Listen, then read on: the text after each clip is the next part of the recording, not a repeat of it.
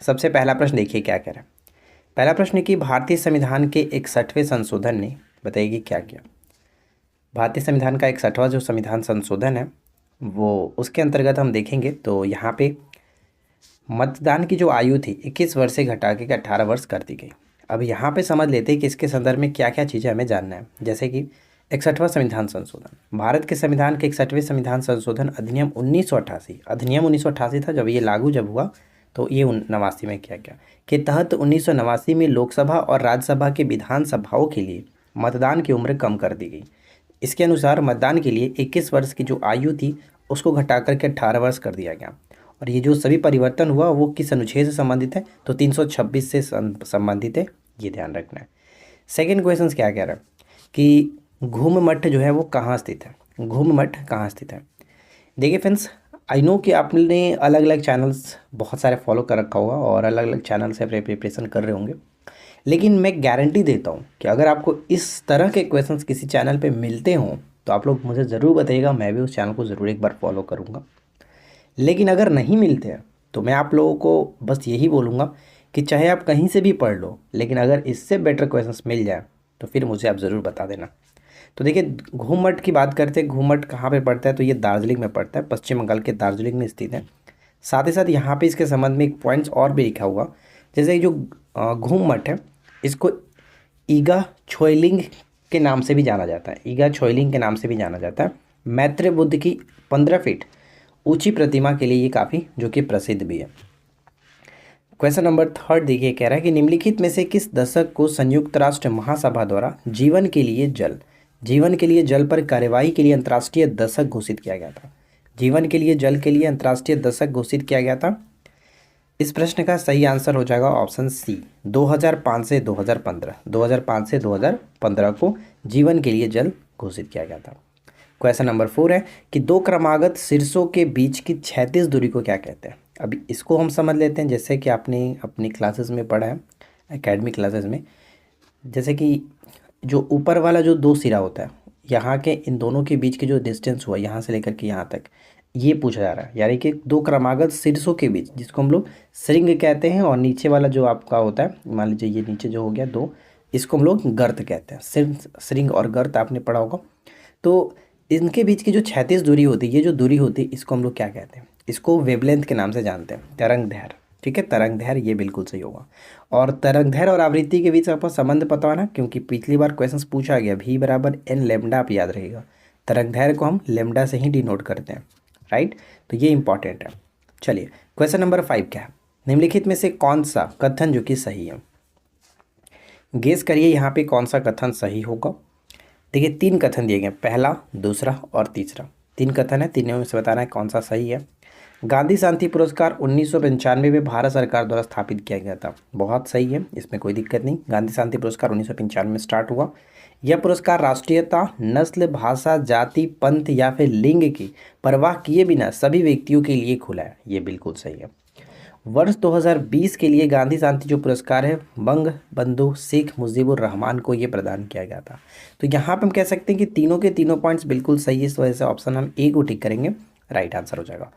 Question number 6 है, निम्नलिखित में से किस ब्रिटिश अधिकारी ने कुख्यात क्रॉलिंग आदेश जारी किया था, जिसके अनुसार भारतीयों को एक गली से गुजरने के लिए रेंग कर जाना पड़ता था।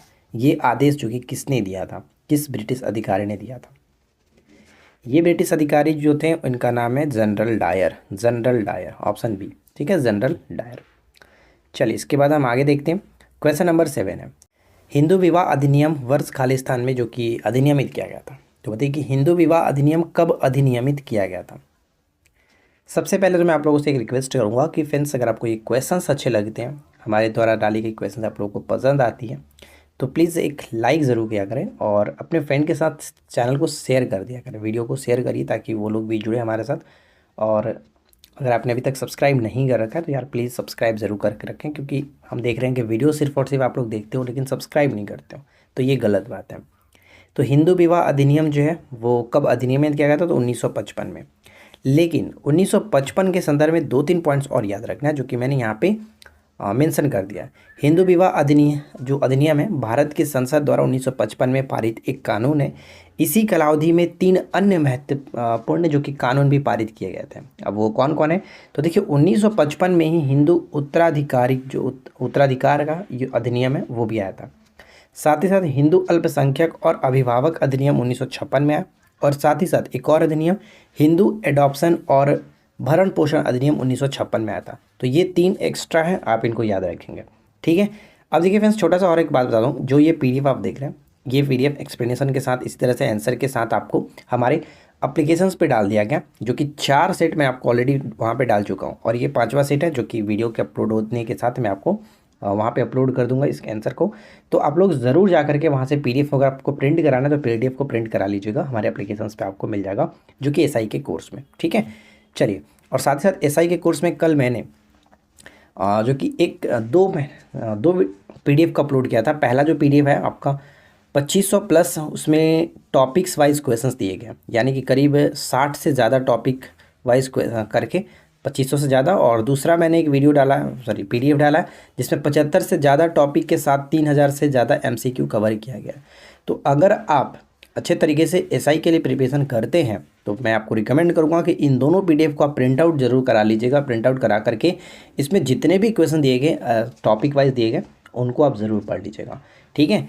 चलिए, अब यहाँ पे क्या कह रहे हैं कि बोस म्यूटस जो है किसकी प्रजाति है, किसका प्रजाति है, बोस म्यूटस। तो बोस म्यूटस प्रजाति है जंगली याक का, जंगली याक का। देखिए यहाँ पे मैंने एक्सप्लेनेशन में लिख रखा है, पढ़ सकते हैं आप, कि घोड़ा को क्या कहते हैं, बैल को, और यहाँ पे भैंस को क्या कहते हैं। तीनों के वैज्ञानिक नाम आप याद रख लीजिएगा। चलिए, क्वेश्चन नंबर 9 है। क्वेश्चन नंबर 9 है कि भारत ने किस देश को हरा करके पहला महिला अंडर 19 T20 विश्व कप जीता है। भारत ने किस देश को हरा करके ये पहली बार T20 अंडर 19 T20 का खिताब जीता है, तो इंग्लैंड को हरा करके, इंग्लैंड को हरा करके ऑप्शन बी हो जाएगा। देखिए नेक्स्ट क्वेश्चन कह रहा है कि कौन सा खनिज विटामिन ए के सक्रिय रूप का उत्पादन करने में मदद करता है और इसे पूरे शरीर में पहुंचाता है। तो यहाँ पे खनिज की अगर हम देखें तो कौन सा खनिज हो जाएगा, जिंक, जिसको हम लोग जस्ता के नाम से भी जानते हैं। और साथ ही साथ यहाँ पे देखिए क्या लिखा गया कि जस्ता, जिसको हम एटॉमिक नंबर की बात करें, यानी एन का मतलब एटॉमिक नंबर मैंने यहाँ पे लिखा है, परमाणु संख्या, एक रासायनिक तत्व है जो कि संक्रमण धातु का एक समूह है, समूह का सदस्य है। रासायनिक दृष्टि से इसके गुण मैग्नीशियम से मिलते जुलते हैं। देखिए क्वेश्चन से यहाँ से एक प्रश्न ये पूछा जा सकता है कि बताइए कि जस्ता का जो रासायनिक गुण है किस तत्व से मिलता जुलता है, तो याद रखना है कि मैग्नीशियम से ये मिलता जुलता है, राइट। अगला प्रश्न कि भारत के संविधान की 6ठी अनुसूची में निम्नलिखित में से किससे संबंधित है। तो 6ठी अनुसूची, हमारे संविधान में टोटल 12 अनुसूचियाँ, यहाँ पे 6ठी अनुसूची की बात की जा रही है। तो 6ठी अनुसूची का संबंध हम जानते हैं कि जो 4, खास करके 4 राज्यों के विशेष इसमें उपबंध किए हैं, जैसे असम, मेघालय, त्रिपुरा और मिजोरम राज्यों की जनजाति क्षेत्रों के प्रशासन से संबंधित प्रावधान है। तो यहाँ पे हम डी को टिक करेंगे, बहुत इंपॉर्टेंट क्वेश्चन याद रखना है। अगला है कि भारत ने किस देश के साथ उत्तराखंड के पिथौरागढ़ में द्विवार्षिक प्रशिक्षण अभ्यास दस्तलिक 2023 के 4थे संस्करण का आयोजन किया। जो दस्तलिक होता है वो किसके साथ होता है, दस्तलिक उज्बेकिस्तान के साथ। उज्बेकिस्तान 2023 में उत्तराखंड के पिथौरागढ़ में ये हुआ है, और ये द्विवार्षिक होता है, यानी 2 वर्ष पर एक बार इसका आयोजन किया जाता है, राइट। चलिए, इसके बाद नेक्स्ट क्वेश्चन है कि निम्नलिखित में कौन सा सही मिलान है, मिलान सही है, कौन सा मिलान सही तरीके से किया गया। अच्छे तरीके से पढ़िए और फिर गेस करिए, कोई जल्दबाजी नहीं है, आराम से एकदम।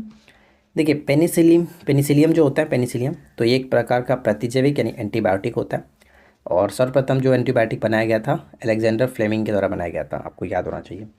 राइजोबियम का होता है, तो राइजोबियम एक नाइट्रोजन स्थिरीकरण, साथ ही साथ ईस्ट जो खमीर है वो किडवन में काम करता है। और क्लस्ट्रीडियम जो बोटुलिनम होता है, बोटुलिनम जो होता है ये खाद्य विषाक्तान, ठीक है, खाद्य विषाक्तान के संदर्भ में। तो चारों के चारों मिलान यहाँ पे सही है, इसलिए हम ऑप्शन डी को टिक करेंगे, चारों के चारों मिलान सही है। अगला है कि दादा भाई नौरोजी ने अपनी पुस्तक में भारत से धन की निकासी पर जोर दिया। तो ये बताइए कि किस पुस्तक में। एक्चुअली इनकी जो पुस्तक है वो आप हमेशा इंग्लिश में नाम देखते हैं, लेकिन यहाँ पे हिंदी में लिखा गया, ऑप्शन सी हो जाएगा, भारत में गरीबी और गैर ब्रिटिश नियम, अनपावर्टी रूल इन इंडिया, आपको हमने पढ़ा होगा, on poverty and British rule in India, यही इन पुस्तक का, इनका पुस्तक था, ऑप्शन सी। अगला है कि 1857 के विद्रोह के दौरान अनेक भारतीय नरेशों ने ब्रिटिश सरकार की सहायता की थी। निम्नलिखित में से किसने मदद नहीं की थी, ये बताना है। 1857 के समय में जो भारत में अलग अलग राजा थे उन्होंने ब्रिटिश सरकार की मदद की थी, सहायता की थी, लेकिन कौन थे जिन्होंने मदद नहीं किया था? वो है मेवाड़ के राजा। मेवाड़ के राजा ने मदद नहीं किया था, तो बी यहाँ पे सही आंसर बनेगा। छोटा नागपुर पठार की सबसे ऊंची चोटी कौन सी है? छोटा नागपुर पठार की सबसे ऊंची चोटी कौन सी है? तो देखिए, धूपगढ़ जो होता है वो होता है सतपुड़ा की सबसे ऊंची चोटी। पारसनाथ यहाँ पे बिल्कुल सही होगा, छोटा नागपुर की वो सबसे ऊंची चोटी पारसनाथ। गुरु शिखर अरावली की सबसे ऊंची चोटी है, तो यहाँ पे हम किसे टिक करेंगे? ऑप्शन बी को टिक करेंगे, पारसनाथ राइट आंसर होगा। श्री सैलम जल विद्युत ऊर्जा संयंत्र किस नदी पर बनाया गया? श्री सैलम जल विद्युत ऊर्जा जो संयंत्र है वो किस नदी पर बनाया गया? तो ये कृष्णा नदी पर बनाया गया, राइट आंसर सी हो जाएगा, कृष्णा नदी पर। जनवरी 2023 में यूके में लाइफ टाइम अचीवमेंट ऑनर से किसे सम्मानित किया गया? यूके में लाइफ टाइम अचीवमेंट ऑनर से किसे सम्मानित किया गया जनवरी 2023 में? तो इनका नाम है मनमोहन सिंह, ठीक है, मनमोहन सिंह, ऑप्शन बी। अगला है कि भारत के संविधान का कौन सा अनुच्छेद यह प्रदान करता है कि देवनागरी लिपि में हिंदी संघ की आधिकारिक भाषा होगी? देवनागरी लिपि में हिंदी संघ की आधिकारिक भाषा होगी, ये किस अनुच्छेद में बात कही जाती है? तो यहाँ पे ध्यान रखना है 343, ऑप्शन सी हो जाएगा 343। 326 हमने देख लिया था, जो कि मतदान से संबंधित था, 21 वर्ष से 18 वर्ष किया गया। 137 जो अनुच्छेद है ये बहुत इंपॉर्टेंट है, इसको याद रखिएगा। इसके अंतर्गत सर्वोच्च न्यायालय को अपने निर्णयों का पुनर्विलोकन करने का अधिकार प्रदान होता है। और 18 आपको पता ही है, अस्पृश्यता का जो अस्पृश्यता नहीं, उपाधियों का उन्मूलन होता है, उपाधियों का अंत। लेकिन 17 जो मैंने आपको बताया, 17 में याद रखिएगा, अस्पृश्यता का अनटचेबिलिटी के बारे में 17 में बात की गई है। चलिए आगे बढ़ते हैं। भारत के नियंत्रक एवं महालेखा परीक्षक का कार्यकाल कितना होता है? नियंत्रक एवं महालेखा परीक्षक जिनका संबंध अनुच्छेद 148 से 151 के अंतर्गत आता है, और ये राष्ट्रपति के द्वारा जो कि नियुक्त होते हैं, इनका कार्यकाल 6 वर्ष का होता है। और वर्तमान में जो कौन है, तो 14वें जो कैग के रूप में हम जानते हैं, 14वें कैग गिरीश चंद्र मुर्मू है। ध्यान रखना है, गिरीश चंद्र मुर्मू है। देखिए नेक्स्ट क्वेश्चन कह रहा है कि आराम बाग किसके द्वारा बनवाया गया था? तो आराम बाग की जो स्थापना कराई गई थी वो बाबर के द्वारा कराया गया था। बाबर ने आगरा से कुछ दूरी पर, लगभग 5 किलोमीटर दूरी पर, ताजमहल के 5 किलोमीटर दूरी पर, ये इसका निर्माण 1528 में कराया था, ठीक है, 1528 में। ये चीज़ आपको याद रखना है। आगे बढ़ते कि एक पिंड का भार बताइए कि क्या होता है? एक पिंड के भार के संदर्भ में निम्नलिखित में से कौन सा कथन सही होगा? देखिए, इससे पहले अगर आपने हमारे वीडियोस को फॉलो किया है तो मैंने आपको कई बार बताया अध कवि के बारे में। अध कवि एक छोटा सा आप वर्ड याद रखिएगा तो यहाँ से 2 क्वेश्चंस कवर हो जाते हैं।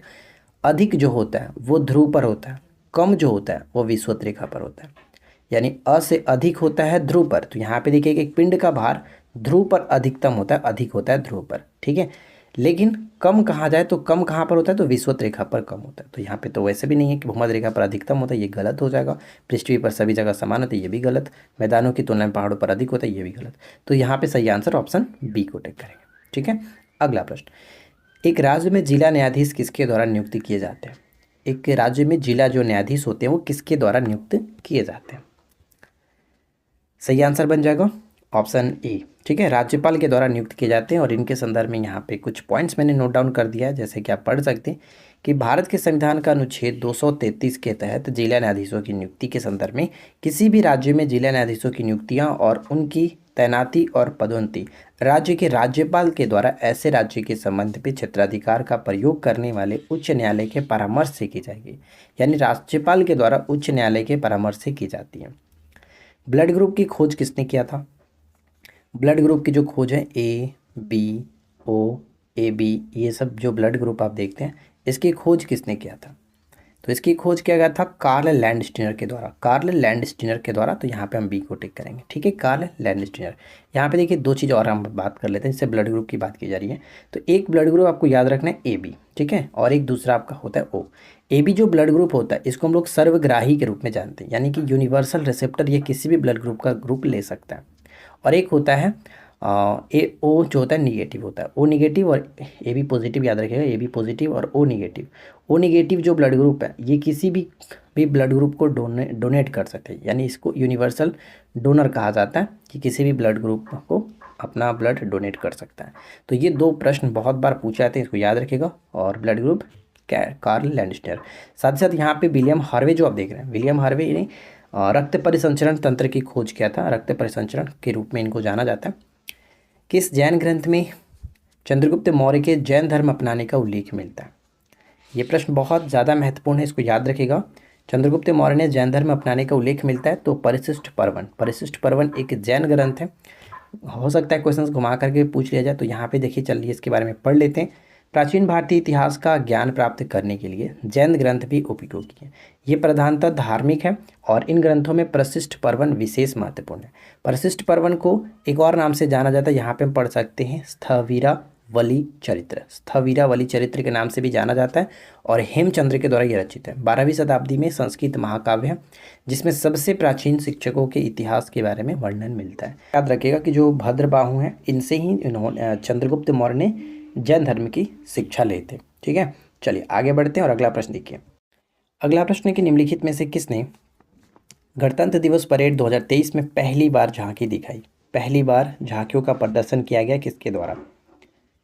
तो राइट आंसर यहाँ पे हो जाएगा option D, narcotics control bureau के द्वारा। ऑप्शन डी को टिक करेंगे। अब देखिए यहाँ से बहुत सारे क्वेश्चंस बनेंगे, तो देख लेते हैं। पहला प्रश्न ये कि इस बार का जो गणतंत्र दिवस था वो कौन सा था? 74वां गणतंत्र दिवस मनाया गया दिल्ली के कर्तव्य पथ पर, ये मनाया गया। परेड के अवसर पर अपने राज्य की कला और संस्कृति का प्रदर्शन करने वाली उत्तराखंड की झांकी ने प्रथम पुरस्कार प्राप्त किया। तो यहाँ से एक प्रश्न तो आपका कवर हो गया, उत्तराखंड ने प्रथम पुरस्कार लिया है। जबकि सेना की पंजाब रेजिमेंट को तीनों सेनाओं में सर्वश्रेष्ठ मार्चिंग दल घोषित किया गया। तो ये यहाँ पे एक प्रश्न और बन गया कि पंजाब रेजिमेंट तीनों सेनाओं में सर्वश्रेष्ठ मार्चिंग दल घोषित किया गया। उत्तराखंड ने अपनी झांकी के लिए पहला पुरस्कार जीता। इसके बाद महाराष्ट्र जो है और उत्तर प्रदेश क्रमशः दूसरे और तीसरे स्थान पर है, यानी महाराष्ट्र का स्थान दूसरा और उत्तर प्रदेश का तीसरा। आज़ादी का अमृत महोत्सव पर महाराष्ट्र की झांकी में 3.5 शक्तिपीठ और नारी शक्ति प्रस्तुत की गई, जबकि उत्तर प्रदेश की झांकी में अयोध्या का दीपोत्सव को दिखाया गया था। चलिए अगला है कि प्रकाश तरंगे क्या है? तो प्रकाश तरंगे मैंने कल की वीडियो में ही आपको बताया था कि जो ध्वनि होता है वो अनुदैर्घ्य होता है, जबकि प्रकाश अनुप्रस्थ होता है। अनुप्रस्थ यानी कि प्रकाश जो कि एक प्रकार का विद्युत चुंबकीय तरंग है। ऑप्शन सी, विद्युत चुंबकीय तरंग होता है। नेक्स्ट होने की भारतीय संविधान में आपातकालीन जो प्रावधान है इसको कहाँ से शामिल करने का विचार संविधान में लिया गया? आपातकालीन प्रावधानों को शामिल करने का विचारधारा किस संविधान से उधार ली गई है? तो जर्मनी के वीमर संविधान से, जर्मनी के वीमर संविधान से। Option E. अगला है कि अर्थव्यवस्था में हाइपर इन्फ्लेशन जो होता है इसका क्या अर्थ होगा? देखिए फ्रेंड्स, अगर आपने कल की वीडियो नहीं देखी थी जिसमें मैंने आपको स्ट्रैटेजी के बारे में बताया था कि आपको किस तरह से बिहार एसआई के लिए प्रिपरेशन करना है, तो आप ज़रूर उस वीडियो को देख लीजिएगा। मैं बार बार नहीं बोलूँगा, आप एक बार ज़रूर चेकआउट कर लीजिएगा उस वीडियो को। चलिए यहाँ पे देखिए कि अर्थव्यवस्था में हाइपर इन्फ्लेशन जो होता है वो क्या होता है? तो मुद्रा का मूल्य गिरना, मुद्रा का मूल्य गिरना। Option B.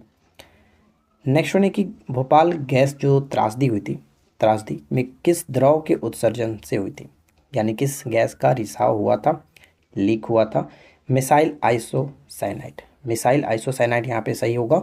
और इसके संबंध में कुछ पॉइंट्स है जो कि बार बार पेपर में रिपीट होता रहता है। मिसाइल आइसोसाइनाइड का रासायनिक जो सूत्र होता है CH3NCO, याद रखना है। भोपाल में यूनियन कार्बाइड इंडियन कीटनाशक संयंत्र में 2 से 3 दिसंबर 1984 की रात को भोपाल गैस त्रासदी की दौरान मिसाइल आइसोसाइनाइड लीक हो गया था।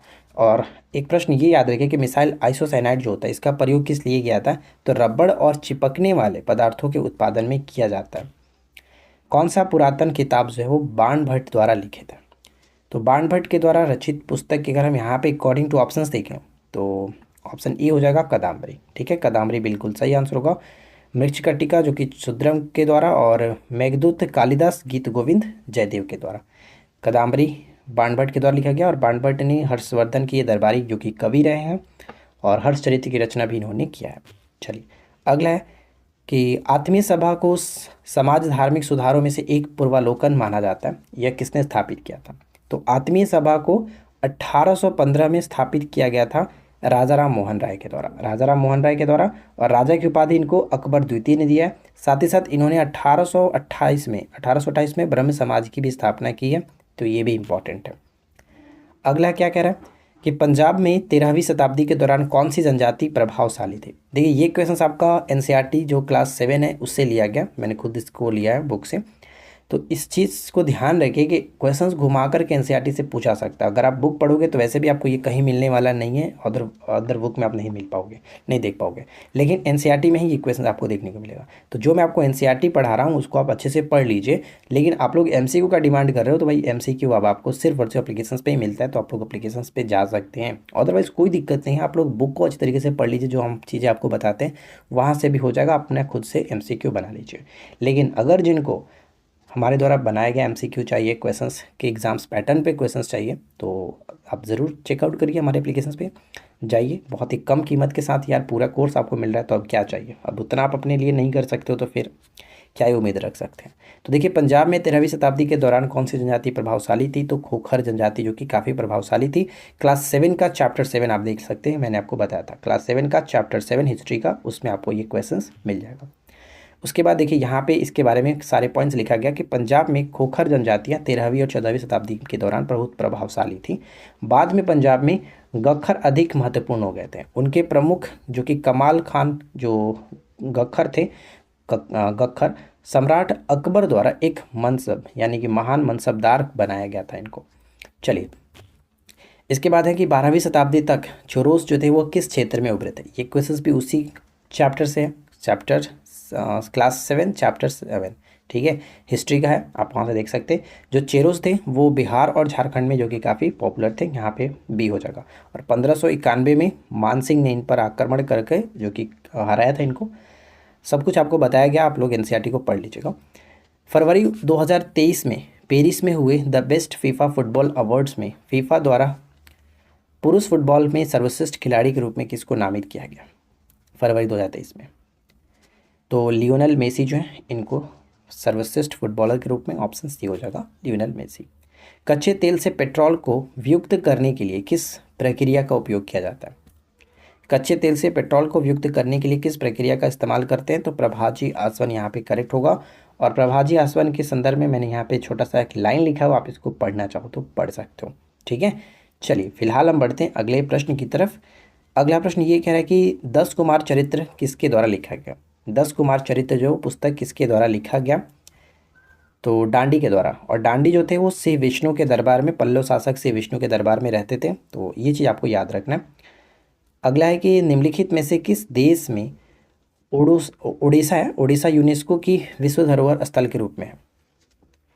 उड़ीसा, उड़ीसा का संबंध यूक्रेन से होगा। यूक्रेन की राजधानी क्या होती है, आप लोग कमेंट करके बताइएगा। यूक्रेन की राजधानी कमेंट करके बताइएगा आप लोग क्या होता है। और साथ ही साथ यहाँ के एक गणितज्ञ हैं, मैंने आपको करंट में कल बताया था, बताइएगा कि यहाँ के गणितज्ञ का नाम क्या है जिन्होंने हाल ही में फिल्ड्स मेडल जीता है, फिल्ड्स मेडल का पुरस्कार जीता था। निम्नलिखित में से किस भारतीय राज्य ने ग्रीष्म मानसून की तुलना में शीतकालीन मानसून से अधिक वर्षा होती है। तो यहाँ पे प्रश्न दो तरीके से पूछा था। पहला प्रश्न तो आप यहाँ पे देख ही रहे हैं, लेकिन दूसरा प्रश्न है कि किस राज्य में उत्तर पूर्वी मानसून से या फिर लौटते हुए मानसून से वर्षा होती है। तो यहाँ पे करेक्ट आंसर हो जाएगा तमिलनाडु, तमिलनाडु, ठीक है, तमिलनाडु, ऑप्शन डी। आर्थिक सर्वेक्षण 23-24 के अनुसार भारत की अर्थव्यवस्था 23-24 में कितने प्रतिशत बढ़ेगी, कितने प्रतिशत बढ़ेगी, तो 6.5%, 6.5%। बहुत जल्द आपको आर्थिक सर्वेक्षण प्रोवाइड कराया जाएगा, तो थोड़ा सा और इंतजार कर लीजिए। निम्नलिखित में से किसे भारतीय शास्त्रीय संगीत में सरोद सम्राट के नाम से जाना जाता है, सरोद सम्राट के नाम से जानते हैं। कल मैंने आपको तबला वादक के बारे में अच्छे तरीके से बताया था कि कौन कौन तबला वादक थे, अल्लाह रखा, जाकिर हुसैन, किशन महाराज, गुदई महाराज, ये सब इंपॉर्टेंट थे तबला वादक के संदर्भ में। आज हम सरोद वादक के बारे में जान लेते हैं। सरोद वादक के संदर्भ में यहाँ पे हम देखेंगे अमजद अली खान, जो कि बहुत ही ज़्यादा पॉपुलर है सरोद के रूप में। और प्रमुख जो कि सरोद वादक के देखिए जरीन दारूवाला, उस्ताद अलाउद्दीन खां, अमजद अली खां, हाफिज़ अली खां, विश्वजीत रॉय, अली अकबर खां, दौलत खां, शरण रानी, ये सभी के सभी सरोद वादक हैं, तो इनको याद रखिएगा। निम्नलिखित में से कौन मुगल काल में सैन्य विभाग का अध्यक्ष होता था। मुगल काल में सैन्य विभाग के अध्यक्ष को हम लोग किस नाम से जानते थे, तो मीर बख्शी के नाम से जाना था, मीर बख्शी, यहाँ पे ध्यान रखेंगे, ऑप्शन डी होगा मीर बख्शी। उच्च न्यायालय के न्यायाधीश के संबंध में निम्नलिखित कथनों पर विचार करिए। 1 2 3 पॉइंट्स दिए गए, बताना है कि कौन सा सही होगा। उच्च न्यायालय के न्यायाधीशों के संबंध में तो पहला है कि यह राष्ट्रपति के द्वारा नियुक्ति किए जाते हैं, बिल्कुल सही है। उन्हें राज्य के राज्यपाल द्वारा पद की शपथ दिलाई जाती है, ये पॉइंट यहाँ पे हाँ देखिए ये बिल्कुल सही है, इसमें कोई दिक्कत नहीं है कि यह राज्य के राज्यपाल के द्वारा उनको पद की शपथ दिलाई जाती है, ये सही है। वह भारत के मुख्य न्यायाधीश को अपना त्यागपत्र सौंपता है, ये पॉइंट गलत है। अपना त्यागपत्र जो होता है वो किसे सौंपते हैं, वो राष्ट्रपति को सौंपेंगे, ये पॉइंट हमारा गलत है। तो 1 और 2 को टिक करेंगे, 1 और 2 बिल्कुल सही होगा। आगे बढ़ते हैं। अगला है कि निम्नलिखित में से कौन सा अनुच्छेद सांस्कृतिक और शैक्षिक अधिकारों से संबंधित है। कौन सा अनुच्छेद सांस्कृतिक और शैक्षिक अधिकारों से संबंधित है। तो हम जानते हैं कि अनुच्छेद 29-30 का संबंध इसी के बारे में बात करता है, तो ए बिल्कुल सही होगा। अगला प्रश्न क्या है, निम्नलिखित में से कौन सा जो कि फिलिप्स वक्र का सही परिभाषा देता है। फिलिप्स वक्र का सही परिभाषा देता है। तो फिलिप्स वक्र के सही परिभाषा की बात करें तो आप लोग वीडियो को रोक करके अच्छे से पढ़ लीजिए, उसके बाद गेस करिए क्या बनेगा राइट आंसर। लेकिन मैं आपको बताता हूँ, इसका सही आंसर होगा कि बेरोजगारी और मजदूरी के परिवर्तन की दर के बीच संबंधों को दर्शाता है, तो ए बिल्कुल सही आंसर है। अगला है कि राज्य के नीतिशक सिद्धांत का उद्देश्य क्या है। राज्य नीतिशक सिद्धांतों का उद्देश्य क्या है, ये हमारे संविधान में आयरलैंड के संविधान से ग्रहण किया गया, और ये किस अनुच्छेद के अंतर्गत आता है, तो ध्यान रखना 36 से लेकर के 51 तक आता है, ठीक है। भाग 4 में इसके बारे में उल्लेख किया गया, और ये कल्याणकारी राज्य की स्थापना करना, इसका मुख्य उद्देश्य कल्याणकारी राज्य का स्थापना करना है। उबेर कप और थॉमस कप किससे संबंधित है। उबेर कप, थॉमस कप, चड्डा कप, ये सभी जो होते हैं वो बैडमिंटन से संबंधित है, बैडमिंटन से, ठीक है, बैडमिंटन से, ऑप्शन सी। 2022 में नोबेल शांति पुरस्कार जीतने वाले एलेक्स बलियात्स्की जो है, इनको 10 साल की जेल की सज़ा सुनाई गई है। ये किस देश से संबंधित है। इनका संबंध है बेलारूस से, बेलारूस, ऑप्शन सी, बेलारूस से। चलिए आगे बढ़ते हैं। इसके बाद हमारा नेक्स्ट क्वेश्चन है कि दोहाब जो शब्द होता है इसका अर्थ क्या होता है। दोहाब, दोहाब शब्द का अर्थ होता है दो नदियों के बीच की भूमि को दोहाब कहा जाता है। और ये क्वेश्चन इतना बार रिपीट हुआ है कि मैं आपको क्या बताऊं। क्वेश्चन घुमा करके पूछ जाता है कि दो नदियों के बीच की भूमि को किस नाम से जाना जाता है, तो दोहाब कहते हैं, याद रखिएगा, ठीक है, दोहाब। चलिए आज की इस वीडियो का आखिरी क्वेश्चन, उम्मीद करते हैं कि आपने वीडियो को लाइक एंड शेयर कर दिया होगा, चैनल पे पहली बार है सब्सक्राइब कर लिया होगा, नहीं किया तो यार कर लीजिएगा। अगला है कि टिकोपक्का, टिकोपक्का जो शिल्प है ये निम्नलिखित में से किस राज्य से संबंधित है। एक्चुअली ये मिट्टी के एक प्रकार का खिलौना बनाने का एक कह सकते हैं कि कला होता है। तो टिपोकला जो शिल्प है ये टिकोपक्का है, टिकोपक्का जो शिल्प है इसका संबंध आंध्र प्रदेश से, आंध्र प्रदेश, ऑप्शन सी होगा। कि हमारे एप्लीकेशंस पे भी जो रनिंग बैचेस चल रही है वो कुछ इस तरह से, बिहार एसआई का बैच, सिविल कोर्ट या फिर पटना हाई कोर्ट जो है इनका बैच चल रहा है, बिहार एसएससी मेंस बैच है, और 69th बीपीएससी का प्री बैच जो कि चल रहा है। और ये सभी फ्रेंड्स हमारी जो एप्लीकेशन है उस पर बहुत कम, मतलब कम कीमत के साथ ये भी बैचेस रनिंग है। 199 के साथ आप बैच को ज्वाइन कर सकते हैं और डेली बेसिस पे अपने प्रिपरेशन को कर सकते हैं। अगर आप इस बैच में ज्वाइन होना चाहते हैं तो वीडियो के डिस्क्रिप्शन में हमारे एप्लीकेशंस की लिंक है। सबसे पहले तो आप एप्लीकेशन को डाउनलोड कर लीजिए, लॉगिन कर लीजिए, उसके बाद स्टोर सेक्शन में जाकर के अपनी पसंद की कोर्स को ज्वाइन कर लीजिएगा। और किसी तरह का कोई सुझाव या फिर कोई गाइड चाहिए तो आप हमारे इस नंबर पर कॉन्टैक्ट कर सकते हैं, हमसे बात कर सकते हैं। देखिए फर्स्ट क्वेश्चन कह रहा है कि हड़प्पा संस्कृति का निम्नलिखित में से कौन सा स्थल खंबात की खाड़ी के शीर्ष पर स्थित है। खंबात की खाड़ी जिसको कैम्बे के रूप में भी जानते हैं, खंबात की खाड़ी के शीर्ष पर स्थित है, तो सही आंसर बन जाएगा ऑप्शन सी, लोथल। आप खंबात की खाड़ी पता है ना, गुजरात के पास में पड़ता है, तो गुजरात के पास कौन सा था, ये लोथल था। लोथल के संदर्भ में हम बहुत सारी चीज़ें जानते हैं हड़प्पा के संदर्भ में, तो यहाँ पे देखिए कुछ पॉइंट्स मैंने लिख रखा है। लोथल को लघु हड़प्पा के नाम से भी जाना जाता है, लघु हड़प्पा के नाम से भी जाना जाता है। यहाँ पर विश्व का सबसे बड़ा गोदीवाड़ा बंदरगाह के प्रमाण मिले, यानी हड़प्पा सभ्यता का जो बंदरगाह नगर था वो कौन सा था, लोथल ही था। और भारत में चावल के प्रथम जो साक्ष्य मिले वो यहीं से मिले, तो ये बहुत इंपॉर्टेंट हो जाता है, आप इसको याद रखेंगे। सेकेंड क्वेश्चन क्या रहा है कि कठोपनिषद में नचिकेता नामक एक युवा लड़के और किस देवता के बीच बातचीत है। निम्नलिखित में से एक देवता नचिकेता से बात करते हैं, तो बताइए। ये आपने करीब 5 से 6 क्लास में ही पढ़ा है। 6 क्लास के जो एनसीईआरटी है उसमें आपको देखने को मिला है। तो यहाँ पे सही आंसर है भगवान यम। ठीक है, यम के साथ नचिकेता की जो बातचीत है वो कठोपनिषद में देखने को मिलता है। क्वेश्चन नंबर 3 है कि भारत के किस यूनेस्को विश्व धरोहर स्थल को कोटड़ा टिब्बा के नाम से जाना जाता है? कोटड़ा टिब्बा के नाम से जाना जाता है। इस प्रश्न का सही आंसर अगर आपने ऑप्शन बी को गेस किया है तो बिल्कुल सही आंसर है धौलावीरा। ठीक है, धौलावीरा यहाँ पे बिल्कुल सही आंसर होगा, जिसे कोट्टा टिब्बा के नाम से जानते हैं। और धौलावीरा के संबंध में मैंने यहाँ पे कुछ पॉइंट्स लिख रखा है, जैसे देख सकते हैं। धौलावीरा को कोट्टा टिब्बा के नाम से भी जाना जाता है। यह स्थल हाल ही में यूनेस्को का विश्व विरासत टैग प्राप्त करने वाला भारत का 40वां स्थल बन चुका है। यानी हाल ही में धौलावीरा को यूनेस्को साइट्स में जोड़ा गया था। और रमपा मंदिर भी आपको पता है कि इसको भी जोड़ा गया था, जिसे रुद्रेश्वर मंदिर के नाम से भी जानते हैं। दक्षिण भारत में तेलंगाना राज्य में ये स्थित एक यूनेस्को विश्व धरोहर बन चुका है। अगला प्रश्न है कि सिंधु सभ्यता निम्नलिखित में से किस सभ्यता के साथ समकालीन नहीं थी? सिंधु घाटी जो सभ्यता है निम्नलिखित में से किस सभ्यता के साथ समकालीन नहीं थी?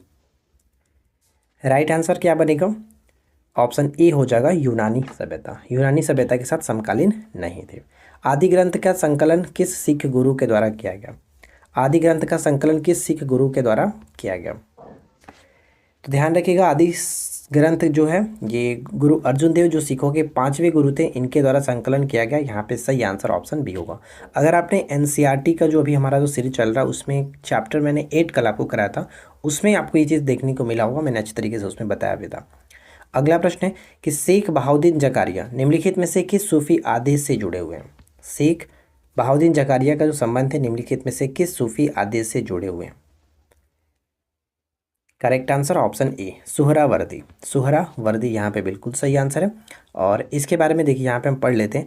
सुहरावर्दी सिलसिला सल्तनत काल का प्रधान संप्रदाय था। वह एक खुरासानी थे और शेख साहबुद्दीन सहरावर्दी के शिष्य थे, जिन्होंने बगदाद में इस सिलसिले की शुरुआत की थी। यानी इस सिलसिले की स्टार्टिंग कहाँ से? बगदाद में हुई थी। शेख साहबुद्दीन सोहरावर्दी के आदेश से शेख बहाउद्दीन जकारिया भारत आए हुए थे। मुल्तान और सिंध को उन्होंने अपनी गतिविधियों का केंद्र बनाया हुआ था। नेक्स्ट क्वेश्चन बनता है कि संघ सरकार द्वारा किस कर की वसूली नहीं की जाती है? यानी संघ सरकार के द्वारा किस कर की वसूली नहीं की जाती है? तो यहाँ पे हमारा करेक्ट आंसर बन जाएगा ऑप्शन बी। कृषि भूमि पर जो आय कर होता है वो संघ के द्वारा नहीं, राज्य सरकार के द्वारा इसकी वसूली की जाती है। ऑप्शन बी, क्योंकि ये राज्य सूची के अंतर्गत आता है। भारत के योजना आयोग जिसे अब हम वर्तमान में नीति आयोग के नाम से जानते हैं, के संबंध में कौन सा कथन सही है? बताइए कि निम्नलिखित में से नीति आयोग के संबंध में या फिर योजना आयोग के संबंध में कौन सा कथन सही है? तो योजना आयोग का संविधान में कोई उल्लेख नहीं है, जो कि बिल्कुल यहाँ पे हम कह सकते हैं क्या है? सही है। ठीक है, इसका कोई उल्लेख नहीं है क्योंकि ये एक गैर संवैधानिक निकाय है। इसके सदस्य और उपाध्यक्ष का कोई निश्चित कार्यकाल भी नहीं होता है, ये भी सही। इसके सदस्यों के लिए कोई निश्चित योग्यता भी नहीं है, ये भी सही है। तो यहाँ पे कहेंगे कि सभी के सभी कथन बिल्कुल सही है। अब आपके लिए एक छोटा सा क्वेश्चन ये है कि हाल ही में फरवरी 2023 में बताइए कि नीति आयोग के नए सीईओ के रूप में किसे नियुक्त किया गया? ठीक है, आप लोग को बताना है कमेंट करके कि हाल ही में वर्तमान में नीति आयोग के नए सीईओ कौन बने हैं। अगला प्रश्न है कि औरंगजेब की मृत्यु के बाद मुगल शासकों के गद्दी पर बैठने का सही कालानुक्रम कौन सा होगा? यानी कि औरंगजेब के बाद जो उसके उत्तराधिकारी बने उनके संबंध में यहाँ पे आपको बताना है कि कालक्रम उनका क्या होगा। तो हम जानते हैं कि औरंगजेब का सबसे बड़ा जो पुत्र था मुअज्जम, जिसको बहादुर शाह प्रथम के नाम से जानते हैं, मतलब कि वो बहादुर शाह प्रथम के नाम से गद्दी पर बैठा था। तो सबसे पहला यहाँ पे मुगल बनेगा ये कौन? यानी उत्तर काल की बात करते हैं, उत्तर काल। औरंगजेब की मृत्यु के पश्चात जो मुगल काल स्टार्ट हुआ उसको उत्तर काल कहते हैं।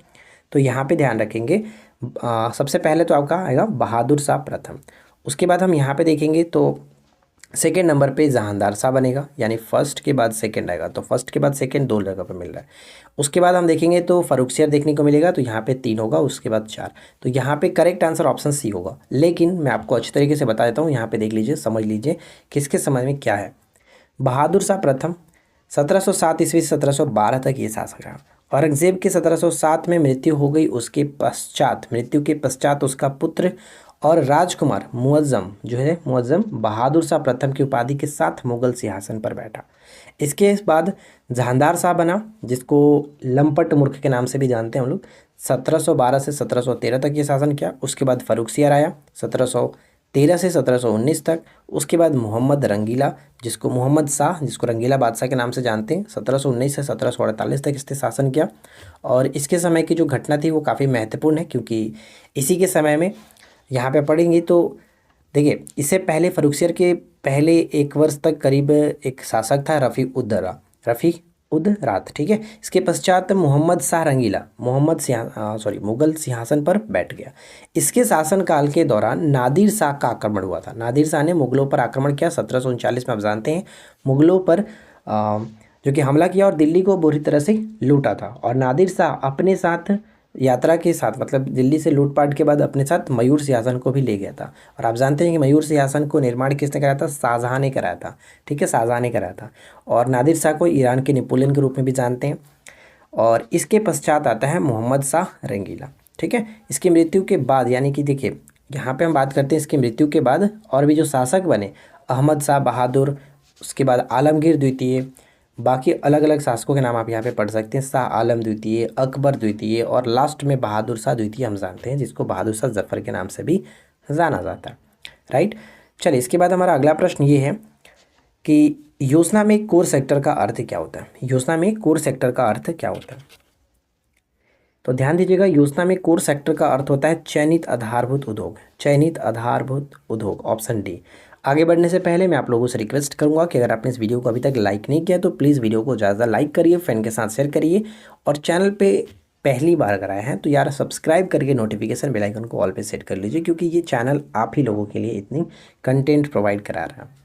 अगला है कि भक्ति आंदोलन के संदर्भ में निम्नलिखित कथनों पर विचार करिए। तो यहाँ पे देखिए 2 पॉइंट्स लिखा गया, दोनों को पढ़िए और बताइए कौन सा कथन यहाँ पे सही होगा भक्ति आंदोलन के संदर्भ में।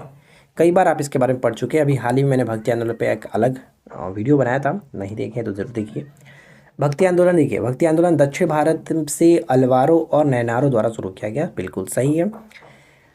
जो अलवार थे ये भगवान शिव के भक्त हैं, क्या ये सही है? जी नहीं। मैंने आपको एक तरीका बताया था अविनाश याद करने का। अविनाश आपके फ्रेंड का नाम होगा, अविनाश याद रखिए। तो यहाँ से आप देख सकते हैं जो अलवार थे वो विष्णु के उपासक थे, जबकि नैनार जो थे वो शिव के उपासक थे। तो यहाँ पे अलवार शिव कह रहा है, ये गलत हो गया। तो हमारा सिर्फ और सिर्फ करेक्ट हमें क्या होगा? केवल एक होगा। यहाँ पे सही आंसर ए को टिक करेंगे, राइट। चलिए, अगला कह रहा है कि चंद्रगुप्त मौर्य ने कौटिल्य की सहायता से, कौटिल्य, विष्णुगुप्त या फिर चाणक्य की सहायता से मगध में किसकी शक्ति को उखाड़ फेंका और 322 ईसा पूर्व में वो एक शानदार मौर्य साम्राज्य की स्थापना की। यानी कि चंद्रगुप्त मौर्य ने किसे परास्त करके मौर्य साम्राज्य की स्थापना की थी? तो नंद वंश को परास्त किया था। नंद वंश के संस्थापक कौन थे? महापद्म नंद। पुराणों में इसे महापद्म नंद कहा गया और साथ ही साथ इसकी अन्य जो उपाधियाँ थी, सर्वछत्रांतक एकराट की उपाधि इसने धारण किया था। काला सागर बताइए किस महासागर में स्थित है? काला सागर किस महासागर में स्थित है? इसका सही आंसर बनेगा अटलांटिक महासागर में। काला महासागर अटलांटिक महासागर का क्षेत्र में हम देख सकते हैं। और इसके संबंध में कि काला सागर के जो सीमावर्ती देश है वो कौन कौन से हैं? तो यूक्रेन, रूस, जॉर्जिया, तुर्की, बुल्गारिया और रोमानिया, ये इसके सीमावर्ती देश हैं। इससे लगती हैं किसकी सीमाएं? काला सागर की। इसे देखिए, यानी जो काला सागर है इसे हम लोग यूकिन्स सागर के नाम से भी जानते हैं। यूकिन्स सागर के नाम से भी जाना जाता है। दक्षिण पूर्व और उत्तर में पोंटिक, काकेसस और क्रीमियन पहाड़ियों से ये घिरा हुआ है। चलिए आगे बढ़ते हैं। नेक्स्ट क्वेश्चन की लीवर और मांसपेशियों में ऊर्जा किस रूप में संग्रहित होता है? लीवर और मांसपेशियों में ऊर्जा किस रूप में संग्रहित होता है? देखिए फ्रेंड्स, मैं आप लोगों को रिकमेंड करूंगा कि जो लोग पेड कोर्स में इसके जुड़े हुए हैं, आप लोग को जो पीडीएफ दिया जाता है, ये पीडीएफ आप इसको प्रिंट आउट करा करके अच्छे तरीके से नोट्स बना लीजिएगा, मतलब कि रिविजन्स के लिए आपका सही होगा। लास्ट टाइम जब आपके पास होगा तो वहाँ पे आपको अलग अलग क्वेश्चंस पढ़ने की ज़रूरत नहीं पड़ेगी। आप इन सभी को एक बार रिवीजन ज़रूर कर लीजिएगा, ठीक है। वैसे मैं आपको वीडियो जो होगा वो वहाँ पे प्रोवाइड करा ही दूंगा पेड कोर्स में, तो आप वहाँ से वीडियो से भी रिवीजन्स कर पाएंगे। आपके पास जो ये पीडीएफ होगा, पीडीएफ से भी कर पाएंगे, तो अच्छे तरीके से क्वेश्चन आप हैंडल करेंगे। तो देखिए, लीवर और मांसपेशियों में ऊर्जा किस रूप में संग्रहित होता है? तो ग्लाइकोजेन के रूप में। ऑप्शन बी यहाँ पे सही होगा, ग्लाइकोजेन के रूप में। अगला प्रश्न है कि मुगल शासक जहांदार शाह के संदर्भ में निम्नलिखित कथनों पर विचार करिए। तो देखिए इनके संबंध में क्या पॉइंट सही है, बताना है कि कौन सा कथन सही होगा। एक एक करके देख लेते हैं। पहला पॉइंट से कि जहांदार शाह ने जुल्फिकार खां की सहायता से गद्दी प्राप्त की थी, बिल्कुल सही है। उसके समय में जजिया समाप्त किया गया था, जजिया समाप्त किया गया था। इसी के शासनकाल में आमेर के शासक जय सिंह को मिर्ज़ा राजा सवाई की पदवी मिली थी। तो यहाँ पे तीनों के तीनों पद कथन बिल्कुल सही है, इस वजह से हम डी पे जा सकते हैं, डी बिल्कुल सही होगा। अगला प्रश्न कह रहा है कि 1926 में किस स्थान पर हिंदू मुस्लिम एकता के प्रयास में स्वामी श्रद्धानंद की मुसलमानों द्वारा हत्या कर दी गई? बताइए कि स्वामी श्रद्धानंद जो थे इनको मुसलमानों के द्वारा हत्या कर दी गई थी, कहाँ पर? तो दिल्ली में, 1926 में दिल्ली में, ऑप्शन बी। नचारी राग और लगनी राग का सृजन किसने किया है? नचारी राग और लगनी राग का सृजन किसने किया है? कवि विद्यापति, कवि विद्यापति, ऑप्शन बी। अगला है कि पादपों की कोशिका भित्ति किसकी बनी होती है? पादपों की कोशिका भित्ति किसकी बनी होती है? देखिए, पादप में अगर क्वेश्चंस ऐसे पूछे कि शैवालों की कोशिका भित्ति किसकी बनी होती है, तो भी उसका मतलब यही हुआ, क्योंकि शैवाल भी पादप के अंतर्गत ही आते हैं। तो यहाँ पे सही आंसर हमारा हो जाएगा सेल्यूलोज की। जबकि कवकों की कोशिका भित्ति काइटिन की बनी होती है। ये क्वेश्चंस दोनों हमेशा रिपीट होते रहता है, तो दोनों को याद रखेंगे। राष्ट्रीय कृषि विपणन संस्थान कहाँ स्थित है? राष्ट्रीय कृषि विपणन संस्थान कहाँ स्थित है? तो इस प्रश्न का सही आंसर हमारा बनेगा ऑप्शन ए, जयपुर के अंतर्गत ये पड़ता है, तो ए को टिक करिए। अगला प्रश्न, निम्नलिखित में से किस पुस्तक के लेखक जवाहरलाल नेहरू थे? किस पुस्तक के लेखक जवाहरलाल नेहरू थे? देखिए, बंच ऑफ ओल्ड लेटर्स यहाँ पे जो आप देख रहे हैं, बंच ऑफ ओल्ड लेटर्स, यहाँ पे बी बिल्कुल सही आंसर होगा। साथ ही साथ जवाहरलाल नेहरू की अन्य जो कुछ इंपॉर्टेंट बुक्स हैं वो मैंने यहाँ पे नोट डाउन किया, जैसे कि an autobiography, the discovery of India, ये हमेशा रिपीट होता रहता है, ग्लिम्पसेस ऑफ वर्ल्ड हिस्ट्री, इसके साथ letters from a father to his daughter, ये आप सभी याद रखें। अगला देखिए क्या कह रहा है कि निम्नलिखित में से कौन सी ऑफ पॉपीज पुस्तक के लेखक है? सी ऑफ पॉपीज जो है वो इस पुस्तक के लेखक कौन है? तो अंग्रेजी राइटर है अमिताव घोष, अमिताव घोष, ऑप्शन बी। एक भारतीय जो कि इंग्लिश राइटर है, इनके बारे में यहाँ पे पढ़िए कि भारत के अंग्रेजी भाषा के साहित्यकार हैं और इनके द्वारा रचित एक उपन्यास जो था द शैडो लाइन्स के लिए इन्हें 1989, कहीं कि 1990 देता है, लेकिन ध्यान रखिएगा 1989-90 जो भी ऑप्शंस में दिखे आप उसको टिक करेंगे, साहित्य अकादमी पुरस्कार से सम्मानित किया गया था। वह भारत के पहले अंग्रेजी लेखक हैं जिन्होंने 2018 में ज्ञानपीठ पुरस्कार जीता, और पहले ये बने राइटर भी कि जिनको अंग्रेजी भाषा के लिए ज्ञानपीठ पुरस्कार मिला हुआ था। इनको 54वां ज्ञानपीठ पुरस्कार दिया गया। 2007 में इनको पद्मश्री से भी नवाजा गया। 2012 में मैन बुकर एशियन पुरस्कार जो कि रिवर ऑफ स्मोक के लिए इनको चयन किया गया था। तो ये सभी इनके संदर्भ में इंपॉर्टेंट पॉइंट्स थे, आप इनको याद रखिए। चलिए अगला है कि जल निकायों की स्वच्छता बनाए रखने के महत्व को समझाते हुए भारत सरकार ने हमारे जल संसाधनों की सुरक्षा के लिए प्रदूषण की रोकथाम और नियंत्रण अधिनियम कब पारित किया था? प्रदूषण की रोकथाम और नियंत्रण जो है ये अधिनियम कब पारित किया गया था? अगर आपने ऑप्शन डी को टिक किया है तो बिल्कुल सही जवाब है 1974, 1974 में। अगला प्रश्न क्या है? पोवाड़ा जो है वो किस राज्य का एक लोकप्रिय जो कि नृत्य है, लोकप्रिय लोक नृत्य है? इसके पहले भी मैं आपको बता चुका हूँ इसके बारे में, जो कि पोवाड़ा जो है ये आपका महाराष्ट्र के संदर्भ में होगा, ऑप्शन बी। और साथ ही साथ आप यहाँ पे पढ़ सकते हैं कि जो पोवाड़ा है मराठी गाथा गीत रूप में प्रस्तुत किए जाते हैं।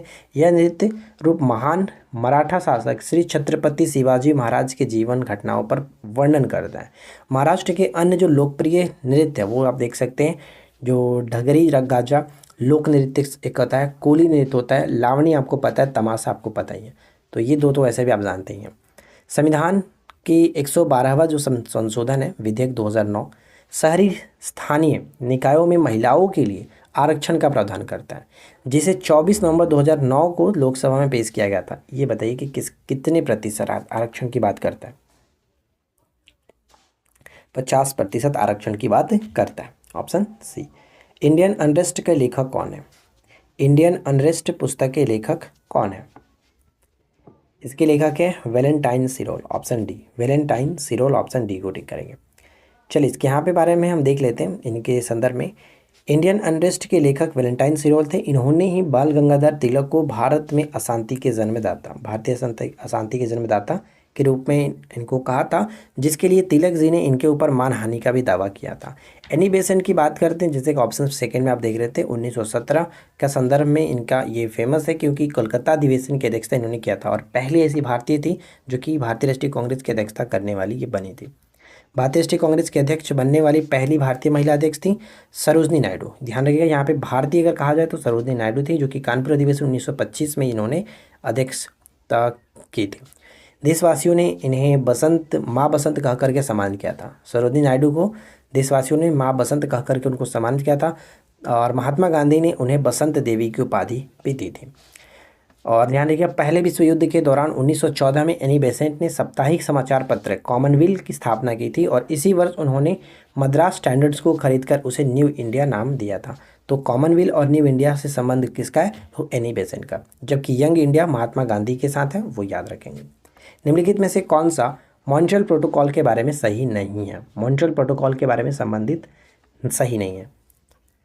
तो देखिए यहाँ पे अगर हम देखेंगे तो ऑप्शन बी जो कि गलत है, क्योंकि ये 1992 में नहीं, ये आपका 1989 से ही अस्तित्व में आ चुका था। चलिए इसके बारे में हम अच्छी तरीके से देख लेते हैं। ओजोन परत को नुकसान पहुंचाने वाले विभिन्न पदार्थों के उत्पादन तथा उपभोग पर नियंत्रण के उद्देश्य से विश्व के कई देशों ने 16 सितंबर 1987 को मॉन्ट्रियल प्रोटोकॉल पर हस्ताक्षर किया। 16 सितंबर का डे आपको इसलिए याद भी रखना है क्योंकि ये प्रत्येक वर्ष 16 सितंबर को हम लोग विश्व ओजोन परत संरक्षण दिवस के रूप में भी मनाते हैं और यह 1 जनवरी 1989 से प्रभावी हो गया। तो आपने ऊपर में देखा था 1992 था, वो गलत था, जिसकी पहली बैठक मई 1989 में हेलेंस्की में की गए थे, हेलेंस्की में। ठीक है, ओजोन परत की मोटाई हम लोग जो डबसन इकाई में मापते हैं, ये भी इम्पॉर्टेंट है। अगला है कि 11वीं सदी के भारत का दर्पण किसे कहते हैं? भारत का दर्पण किसे कहते हैं? 11वीं सदी के भारत के दर्पण के रूप में किसे जानते हैं? किताबुल हिंद, जो कि अल बरूनी इसका लेखक था। रेहला किसका रचना है? तो याद रखिएगा, रेहला जो है वो इब्न बतूता की रचना है। मोहम्मद बिन तुगलक के समय में मोरक्को यात्री था, आया हुआ था। निम्नलिखित में से कौन अनुचुंबकीय पदार्थ है? देखिए फ्रेंड्स, ये क्वेश्चन हमेशा पूछा जाता है और यहाँ पे जो आप ऑक्सीजन देख रहे हैं, ऑक्सीजन की जगह पे कभी सोडियम रहता है, कभी एल्युमिनियम रहता है, तो ये चीज़ याद रखिएगा। ऑक्सीजन यहाँ पे सही आंसर ऑप्शन सी। और ये अनुचुंबकीय पदार्थ होता क्या है? तो यहाँ पे पढ़ सकते हैं कि वे पदार्थ जो कम से ज़्यादा चुंबकीय क्षेत्र की ओर गति करते तथा जिनकी उपस्थिति से चुंबकीय क्षेत्र का मान कम हो जाता है, उन पदार्थों को अनुचुंबकीय पदार्थ कहते हैं। उदाहरण के लिए एल्यूमिनियम, सोडियम, ऑक्सीजन, ये सभी अनुचुंबकीय पदार्थ हैं। निम्नलिखित कथनों पर विचार करिए। यहाँ पे देखिए, पहला पॉइंट से कि लोहे का क्यूरी ताप कितना होता है? तो लोहे का क्यूरी ताप 358, ये गलत है क्योंकि लोहे का क्यूरी ताप 770 डिग्री सेल्सियस होता है, जबकि 358 डिग्री सेल्सियस निकेल का क्यूरी ताप है। तो ये पहला गलत है। अस्थायी चुंबक बनाने के लिए नरम लोहे का प्रयोग करते हैं, ये बिल्कुल सही है। अस्थायी के लिए नरम लोहे और जबकि स्थायी चुंबक के लिए इस्पात का इस्तेमाल किया जाता है। तो सही केवल हम क्या करेंगे? ऑप्शन 2 को टिक करेंगे, केवल 2। यहाँ पे देखिए वही चीज़ लिखा गया, आप इसको पढ़ना चाहें तो पढ़ सकते हैं। आगे बढ़ते हैं। अमर बेल, जिसको कासकूटा के नाम से भी जानते हैं, ये क्या होता है? अमर बेल क्या होता है? अमर बेल एक प्रकार का परजीवी है, लेकिन पूर्ण तना परजीवी होता है। ऑप्शन बी बिल्कुल सही आंसर है, पूर्ण तना परजीवी। चलिए इसके बाद है कि डंकन मसौदा किससे संबंधित है? देखिए डंकन मसौदा का जो संबंध है, मसौदा, डंकन मसौदा का जो संबंध है वो है आपका विश्व व्यापार संगठन से संबंधित है, ऑप्शन ए। चलिए इसके बारे में देख लेते हैं। जैसे कि आपको पता है कि जैसे अभी हम WTO जानते हैं, वर्ल्ड ट्रेड ऑर्गेनाइजेशन, इससे पहले गैट के रूप में जानता है। तो गैट का फुल फॉर्म क्या होता था? General agreement on traffics and trade, जिसको गैट कहते थे। अर्थात गैट वार्ताओं के 8वें दौर, उरुग्वे दौर की वार्ता में गतिरोध हो जाने पर दिसंबर 1990 में ब्रुसेल्स में वार्ता भंग हो गई थी। दिसंबर 1991 में गैट के तत्कालिक जो महानिदेशक थे आर्थर डंकल ने उरुग्वे दौर का एक अंतिम प्रारूप, जो कि डंकल प्रारूप कहलाया, प्रस्तुत किया। डंकल प्रारूप में अन्य बातों, जिसमें सेवाएं और निवेश के साथ साथ व्यापार संबंधी बौद्धिक संपत्ति अधिकार को भी शामिल किया गया था। तो आप कुल मिलाकर के तात्पर्य यही समझेंगे कि जो डंकल मसौदा था या फिर जो प्रारूप था, ये विश्व व्यापार संगठन से संबंधित है। ठीक है, चलिए इसके बाद आप ये बताइए कि WTO का गठन कब किया गया था? यानी जो गैट है, ये भी, इसकी स्थापना भी बताइए और साथ ही साथ WTO की स्थापना भी बताइए कहाँ पर है और WTO का मुख्यालय कहाँ पर पड़ता है, ये भी आप कमेंट करिए। किस पंचवर्षीय योजना के दौरान भारत ने मिश्रित अर्थव्यवस्था को अपनाया था? अगर आपने स्टार्टिंग के 1 से 2 पार्ट देखा था, तो उसमें मैंने आपको बताया था कि मिश्रित अर्थव्यवस्था को भारत सरकार ने कब अपनाया था, किस पंचवर्षीय योजना में अपनाया था। अगर आपको याद है तो बहुत अच्छी बात है, नहीं याद है तो याद रखिए दूसरी पंचवर्षीय योजना में अपनाया गया था और पीसी महालनोबिस मॉडल पर ये आधारित था। ठीक है। भारत में मिश्रित अर्थव्यवस्था का अर्थ है कि सार्वजनिक क्षेत्र तथा निजी क्षेत्र का सह अस्तित्व होना। भारतीय अर्थव्यवस्था को सामान्यतः एक विकासशील अर्थव्यवस्था के रूप में स्वीकार किया गया। ये चीज़ याद रखना। नेक्स्ट क्वेश्चन है कि भारतीय योजना निर्माण के उद्देश्य क्या है। भारतीय योजना निर्माण के उद्देश्य क्या है? तो ध्यान रखिएगा, राष्ट्रीय आय में वृद्धि करना, आय और संपत्ति में असमानताओं को घटाना और निर्धनता निर्मूलन करना, ये सभी के सभी इंपॉर्टेंट है भारतीय योजना निर्माण के। Option D. अगला देखिए, केंद्रीय जल विद्युत शोध केंद्र कहाँ स्थित है? केंद्रीय जल विद्युत शोध केंद्र कहाँ स्थित है, कहाँ पर पड़ता है? तो इसका सही संबंध हो जाएगा पुणे में। केंद्रीय जल विद्युत शोध केंद्र पुणे के अंतर्गत। प्रख्यात कवि विद्यापति कहाँ के निवासी थे? देखिए वहाँ पे हमने इसके बारे में डिस्कस नहीं किया था, तो ये चीज़ याद रखिएगा कि विद्यापति जो है इनको हम लोग मैथिल कवि कोकिल के नाम से भी जानते हैं, मैथिल कोकिल के नाम से भी जाना जाता है, और इनका संबंध मिथिला से होगा। ठीक है, मैथिल यानी मिथिला से संबंध रखते हैं। ऑप्शन हम सी को टिक करेंगे। अगला है कि अफीम युद्ध 2 देशों के बीच लड़ा गया था। उन देशों में से एक तो चीन था, दूसरा देश कौन सा है? देखिए अफीम 2 बार लड़ा गया था, अफीम युद्ध 2 बार लड़ा गया, पहला और दूसरा। तो यहाँ पे अगर हम पहले की बात करें तो ब्रिटेन और चीन के साथ ये हुआ था। कब हुआ था और दूसरा कब हुआ था, सब कुछ यहाँ पे मैंने मेंशन कर दिया कि प्रथम अफीम युद्ध 1839 से 1842 तक ब्रिटेन और चीन के बीच, जबकि दूसरा अफीम युद्ध 1856 से 1860 तक ब्रिटिश और फ्रांसीसी एक तरफ थे और इसके विपरीत में चीन था। तो ये दोनों याद रखिएगा। नेक्स्ट है कि निम्नलिखित में से कौन सा एक संघाई सहयोग संगठन, जिसको हम लोग एससीओ के नाम से जानते हैं, इसका सदस्य नहीं है? इसका सदस्य नहीं है। एससीओ के बारे में आप कितनी जानकारी रखते हैं आप लोग नीचे बताइएगा अच्छे तरीके से एक्सप्लेन करके।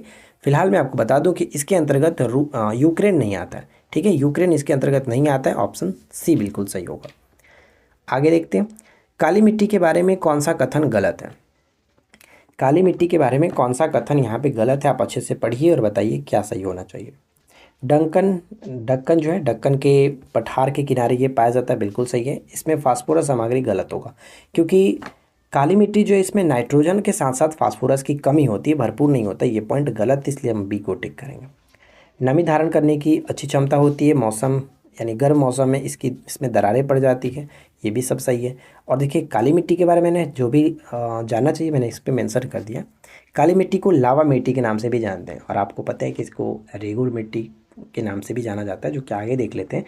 क्योंकि यह डक्कन ट्रैप के लावा चट्टानों के अपक्षय अर्थात टूटने फूटने से निर्मित हुई है। ठीक है, इसलिए इसको लावा मिट्टी के नाम से जाना जाता है। डक्कन पठार के अलावा इसको काली मिट्टी जो डक्कन पठार के अलावा जो काली मिट्टी होता है वो मालवा पठार के अंतर्गत भी पाया जाता है। तो अगर कभी ऑप्शंस में देखने को मिल जाए इस तरह से तो गलत मत करना कि सिर्फ और सिर्फ डक्कन पठार में देखने को मिलता है, ये मालवा पठार में भी पाया जाता है, अर्थात मालवा पठार भी काली मिट्टी पाई जाती है। काली मिट्टी का सर्वाधिक जो विस्तार है वो महाराष्ट्र में, लेकिन अन्य राज्यों में भी इसके आसपास के जो गुजरात हो गया वहाँ पर भी देखने को मिलता है, और नीचे का जो जैसे कि कर्नाटक हो गया, ये दक्कन के जितने भी क्षेत्र आते हैं वहाँ पे आपको देखने को मिलेगा। काली मिट्टी को कपास मिट्टी, रेगुर मिट्टी या फिर लावा मिट्टी, और उत्तर प्रदेश में इसे करेल मिट्टी के नाम से भी जानते हैं। ये बहुत इंपॉर्टेंट है। ठीक है, और इसको अंतर्राष्ट्रीय स्तर पर चारनोजम के नाम से भी जाना जाता है, ये भी याद रखना है। और आगे की तरफ अगर आप देखेंगे तो इसमें सब कुछ वही चीज़ दिखाया गया जो कि क्वेश्चंस में आपका मेंशन था। इसमें नमी धारण करने की अच्छी क्षमता होती है, गर्म मौसम में ये दरारें पड़ जाती है। इसमें कैल्शियम कार्बोनेट, मैग्नीशियम, पोटास और चूना पत्थर जो कि अधिक मात्रा में होता है, प्रचुर मात्रा में, लेकिन नाइट्रोजन और फास्फोरस इसमें बहुत ही कम होता है। तो ये चीज़ ध्यान रखेंगे, इसमें अभाव होता है। इसकी बनावट मिट्टी जैसी होती है और यह अत्यधिक उपजाऊ होती है। इन मिट्टी की रचना ढीली तथा कभी कभी भुरभुरी होती है। ये उतना इंपॉर्टेंट नहीं है, बस जो हमने ऊपर में देखा वही आपको याद रखना है। अगला देखिए कि अप्रैल 2021 तक भारत के संविधान में कितनी अनुसूचियाँ। ये क्वेश्चन ऑलरेडी एग्जाम्स में पूछा गया, तो मैं आपके सामने रख रहा हूँ, क्योंकि अगर मुझे चेंज करना होता तो मैं अभी तक ही करता, कोई फ़र्क पड़ने वाला नहीं है। अभी भी वर्तमान में उतना ही है, 12 अनुसूचियाँ ही हैं। ठीक है, तो करेक्ट आंसर ऑप्शन बी। गर्म पानी प्रदूषक हो सकता है यदि यह निम्न से आता है, यानी गर्म पानी जो है वो प्रदूषक हो सकता है यदि वह पानी कहाँ कहाँ से आता है। तो ध्यान रखिएगा, अगर वो एक गर्म पानी के झरने से आता है तो ये वैसे प्रदूषक नहीं होता है। अगर ये बिजली संयंत्र से आता है तो प्रदूषक होगा। एक उद्योग से निकलता है तो भी प्रदूषक होगा। तो बी और सी यहाँ पे करेक्ट आंसर है, ऑप्शन डी, बी और सी। अगला है कि राष्ट्रीय मानवाधिकार आयोग के अध्यक्ष किसे बनाया जाता है। राष्ट्रीय मानवाधिकार आयोग के अध्यक्ष किसे बनाया जाता है? तो ध्यान रखिएगा, राष्ट्रीय मानवाधिकार आयोग के अध्यक्ष सुप्रीम कोर्ट के कोई जो रिटायर्ड मुख्य न्यायाधीश होते हैं उन्हीं को बनाया जाता है। यहाँ पे बी बिल्कुल सही आंसर है। और इनके संबंध में देखिए कुछ पॉइंट्स है, जैसे हम देख लेते हैं। राष्ट्रीय मानवाधिकार आयोग का गठन 1993 में किया गया था। इसका मुख्यालय नई दिल्ली में। प्रथम अध्यक्ष जो थे वो रंगनाथ मिश्रा थे और वर्तमान में अध्यक्ष कौन है? तो अरुण कुमार मिश्रा। अरुण कुमार मिश्रा इसके वर्तमान में अध्यक्ष हैं। आगे देखिए, अगला प्रश्न क्या कह रहा है कि गढ़कटंगा के किस गोंड राजा ने संग्राम शाह की उपाधि धारण की थी? तो मैं आपको बता दूं कि ये जो क्वेश्चन है डायरेक्ट आपका एनसीईआरटी बुक से मैंने लिया है और अभी जो मैं पढ़ा रहा हूँ आपका वही एनसीईआरटी है। तो जो लोग एमसीक्यू अभी नहीं लगा रहे हैं, आपको बोलूँगा कि आप लोग एमसीक्यू लगा लीजिए, जरूर लगाइए। जो मैं आपको बुक पढ़ा देता हूँ आप खुद से एमसीक्यू रेडी करिए। अगर आपको खुद से एमसीक्यू रेडी करने में दिक्कत है तो भाई फिर आप हमारे साथ जुड़ सकते हैं। एप्लीकेशंस में आपको सब कुछ करा ही रहा हूँ, तो वहाँ पर भी आप आइए। देखिए यहाँ पे संग्राम शाह की उपाधि किसने धारण की थी? तो अमन दास ने धारण किया था। अमन दास, ऑप्शन बी। मैं आपको बुक में बताया था सब कुछ, तो ज़रूरत नहीं है कि अगर आपको एमसीक्यू नहीं मिल रहा है तो आप बुक को अच्छे से रीडिंग डालिए। चेरो कब पराजित हुए थे? तो ध्यान रखिएगा, मैंने आपको बताया था कि मानसिंह ने चेरो पर आक्रमण किया था 1591 में। 1591 में। ये भी आपका एनसीईआरटी का ही क्वेश्चन है, उसी चैप्टर से, चैप्टर नंबर जो कि 7 है। अगला देखिए कि सल्फर डाइऑक्साइड का प्रदूषण निम्नलिखित में से किसके अत्यधिक वृद्धि का सूचक होता है? सल्फर डाइऑक्साइड का प्रदूषण जो है वो निम्नलिखित में से किसके अत्यधिक वृद्धि का सूचक होता है? तो लाइकेन्स। लाइकेन को एक वायु प्रदूषक के सूचक के रूप में हम लोग जानते हैं। और लाइकेन जो होता है कवक और शैवाल का जो कि ये मिश्रण होता है, आप इस तरह से याद रखिएगा। अगला है कि कहा जाता है कि ताजमहल मार्बल कैंसर से ग्रस्त है। यह मार्बल कैंसर क्या होता है? मार्बल कैंसर क्या होता है? तो मार्बल कैंसर का हम अर्थ समझते हैं कि अम्लीय वर्षा जो मार्बल का क्षरण करती है उसी को कहते हैं। यहाँ पे करेक्ट आंसर ऑप्शन सी होगा, केवल 3। अगला है कि अशोक का अभिलेखीय भारतीय उपमहाद्वीप के बाहर भी पाया गया, निम्नलिखित में से किस देश में पाया गया? देखिए एक चीज़ मैंने और भी नोटिस किया था, आप लोग कमेंट कर रहे थे कि सभी ऑप्शंस का एक्सप्लेनेशन करिए। देखिए फ्रेंड्स, वैसे हम कर सकते हैं लेकिन एक ही वीडियो को अगर पूरा लंबा कर दे तो उसका कोई मतलब नहीं बन जाएगा, देखने में लोग को बोरिंग हो जाती है, ठीक है। क्योंकि कुछ लोग, मैंने वो भी कमेंट में देखा कि आप 20-25 मिनट ही लीजिए, ज़्यादा लंबा वीडियो मत करिए। तो देखिए हर किसी को देख करके चलना पड़ता है कि मान लो कि अगर किसी को लंबा वीडियो देखना है, किसी को छोटा वीडियो देखना है, तो अब सबको कुछ तो नहीं किया जा सकता ना। तो हम इसलिए अपने अकॉर्डिंग कर रहे हैं। आप लोग बस वीडियो को देखो अच्छे तरीके से और जो चीज़ें यहाँ पे बताई जा रही है आप उसी को बस करो ना, उससे ज़्यादा आपको कुछ सोचने समझने की जरूरत नहीं है। बस क्वेश्चन जो आपको दिया जा रहा है आप उसको पढ़िए। और जो मैंने आपको स्ट्रैटेजी बताया था कि क्वेश्चंस को किस तरह से आपको करना है, मैं तो यहाँ पे 25 से 30 मिनट आपसे लेता हूँ, 30 मिनट लेता हूँ, लेकिन आपको इस वीडियो के थ्रू कितने क्वेश्चंस मिलेंगे वो आपको टॉपिक निकाल करके खुद से पढ़ना है। मैंने आपको यही बताया था वीडियो में, तब जा करके आपको अच्छे तरीके से आप सही तरीके से यूटिलाइज कर सकते हैं अपने समय को। तो यहाँ पे देखिए कि अशोक का अभिलेख भारतीय उपमहाद्वीप के बाहर भी पाया गया था और वो है अफगानिस्तान। ऑप्शन ए को टिक करेंगे, अफगानिस्तान। साइक्लोट्रॉन का उपयोग किस लिए करते हैं? साइक्लोट्रॉन आपने क्लास 12th में पढ़ा होगा, जो कि एक चैप्टर्स में आपको देखने को मिलेगा फिजिक्स में। साइक्लोट्रॉन का उपयोग जो होता है वो किसके लिए इस्तेमाल किया था? तो राइट आंसर हो जाएगा कि ये आवेशित कणों को त्वरित करने में किया था। तो आवेशित कण में ऋणात्मक भी हो सकता है, धनात्मक भी हो सकता है, इसलिए बी हो जाएगा। इसके बारे में आप यहाँ पे देख लीजिए कि एक ऐसा उपकरण जिसका उपयोग आवेशित कणों या फिर आयनों को अति उच्च ऊर्जाओं तक त्वरित करने के लिए किया जाता है, इस उपकरण को साइक्लोट्रॉन कहते हैं, जिसका उपयोग प्रोटॉन, अल्फा कणों, धन कणों आदि को त्वरित करने के लिए किया जाता है। साइक्लोट्रॉन आवेशित कणों के अनुप्रस्थ चुंबकीय क्षेत्र के गति पर आधारित होता है। अगला प्रश्न, यूनिफॉर्म सिविल कोड की बात करें, यानी समान सिविल संहिता की बात की जा रही है, तो आपको बताया कि समान सिविल संहिता, तो ये आपका 44 के अंतर्गत आता है। 44 के अंतर्गत ऑप्शन बी बिल्कुल सही आंसर है। अगला प्रश्न, इंडियन नेशनल एसोसिएशन की स्थापना 1876 में किसने की थी? कलकत्ता में इसकी स्थापना की गई। इंडियन नेशनल एसोसिएशन की स्थापना 1876 में सुरेंद्र नाथ बनर्जी के साथ साथ आनंद मोहन बोस ने किया था। तो 2 और 3 बिल्कुल सही आंसर है, ऑप्शन सी पे टिक करेंगे, 2 और 3। अगला प्रश्न जो कि आज की इस वीडियो का आखिरी क्वेश्चन है, उम्मीद करता हूँ कि वीडियो को आपने लाइक और अपने फ्रेंड के साथ शेयर ज़रूर किया होगा, कम से कम यार एक ग्रुप में और अपने 3 फ्रेंड के साथ शेयर किया करिए। मलीमत कमेटी की रिपोर्ट किससे संबंधित है? मलीमत कमेटी की रिपोर्ट किससे संबंधित है? तो यहाँ पे हमारा सही आंसर बन जाएगा ऑप्शन सी, आपराधिक न्याय प्रणाली में सुधार से संबंधित है Malimath committee. Right answer option C. तो उम्मीद करते हैं कि आप लोगों को आज का ये सेट नंबर 6 अच्छे से समझ में आया होगा और आपको अच्छा भी लगा होगा। देखिए संडे है तो संडे के दिन हम इस सेट को ऑफ रखेंगे, मंडे से आपका सैटरडे तक चलेगा, एक दिन हम सेट को ऑफ रखेंगे। तो उम्मीद करते हैं कि आप लोग इसके साथ बने रहेंगे, इस सीरीज़ के साथ। वीडियो पसंद आया हो तो लाइक एंड शेयर कर दीजिएगा, चैनल पे पहली बार है सब्सक्राइब कर लीजिए और पीडीएफ के लिए आप हमारे पेड कोर्स में जा सकते हैं, जहाँ पे आपको बिहार एसआई से रिलेटेड सारी मटेरियल्स एक साथ प्रोवाइड कराई जा रही है। अभी फिलहाल उसका जो प्राइस चल रहा है 199 है, तो आप जा करके ज्वाइन कर सकते हैं। इस वीडियो के डिस्क्रिप्शन में एप्लीकेशंस का लिंक दिया गया, एप्लीकेशन को डाउनलोड करिए, लॉगिन करिए और उसके बाद स्टोर सेक्शन या फिर आप कोर्स सेक्शन में जाइएगा। नीचे में आपको तीसरे नंबर पर मिल जाता है, तीसरे नंबर पे ऑप्शन रहता है कोर्स का, वहाँ पे जाकर के अपने पसंद की कोर्स को ज्वाइन कर सकते हैं। ठीक है, तो मिलते हैं नेक्स्ट क्लास में। Thanks for watching, keep watching, keep learning, have a good day. कह रहा है कि निम्नलिखित में से किस स्थान पर नौपाषाण स्तर पर गेहूं एवं जौ की खेती के सर्वप्रथम प्रमाण मिले? जौ एवं गेहूं के सर्वप्रथम खेती के जो प्रमाण मिले हैं, सही आंसर बनेगा ऑप्शन सी, मेहरगढ़। मेहरगढ़ ध्यान रखिएगा, मेहरगढ़ कहाँ पे पड़ता है? बलूचिस्तान, बलूचिस्तान ये याद रखना है। सेकेंड क्वेश्चन, निम्नलिखित में से कब विश्व खाद्य दिवस मनाया जाता है? विश्व खाद्य दिवस मनाया जाता है 16 अक्टूबर को। 16 अक्टूबर यहाँ पे राइट आंसर होगा। और अगर हम बात करें यहाँ पे बाकी जो डेट देख रहे हैं, जैसे 24 अक्टूबर तो यूएनओ डे के रूप में मनाते हैं, संयुक्त राष्ट्र दिवस के रूप में। 22 मार्च मैंने आपको बताया था WE, आप याद रखिए, WE याद रखेंगे तो यानी हमें ज़रूरत है किसकी? तो पहला तो वाटर और दूसरा अर्थ। तो W जो देख रहे हैं 22 मार्च से हो जाएगा वाटर, विश्व जल दिवस। और 22 अप्रैल जो आप देख रहे हैं 22 अप्रैल वो हो जाएगा पृथ्वी दिवस। तो इन दोनों डेटों में आप कंफ्यूज नहीं होंगे, हमें ज़रूरत है WE याद रखिए, ठीक है हमें। अगर हम बात करें 16 सितंबर तो 16 सितंबर को प्रत्येक वर्ष मनाया जाता है ओजोन परत संरक्षण दिवस। तो ये चारों के चारों डेट्स काफ़ी इंपॉर्टेंट है, इन्हें आपको याद रखना है। सेकेंड क्वेश्चन क्या है?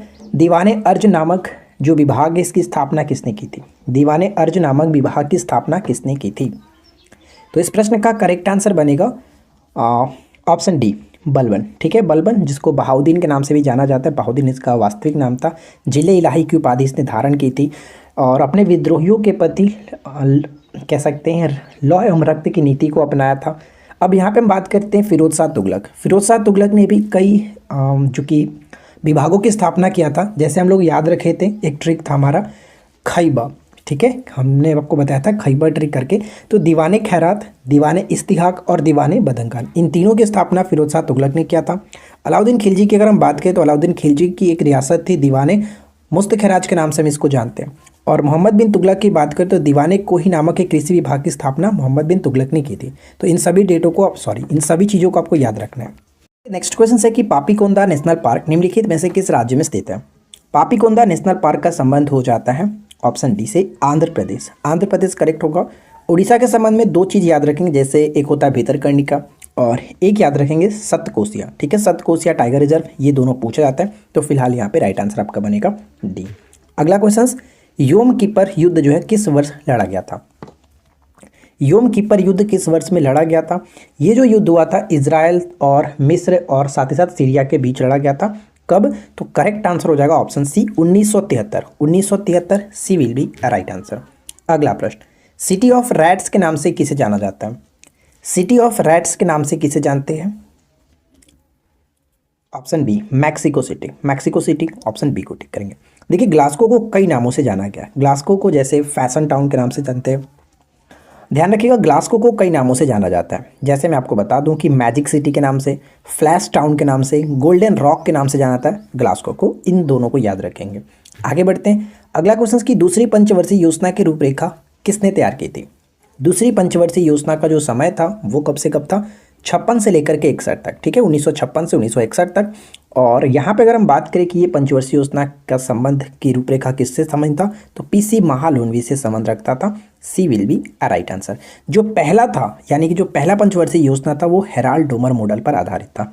पीसी महालनोबिस की बात की तो इनकी जयंती के उपलक्ष्य में प्रत्येक वर्ष 29 जून को राष्ट्रीय सांख्यिकी दिवस मनाया जाता है।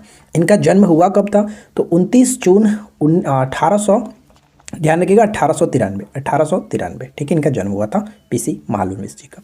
चलिए आगे बढ़ते हैं। अगला क्वेश्चन है कि भारत के आर्थिक सुधार का जनक किसे माना जाता है? भारत के आर्थिक सुधार का जनक किसे माना जाता है?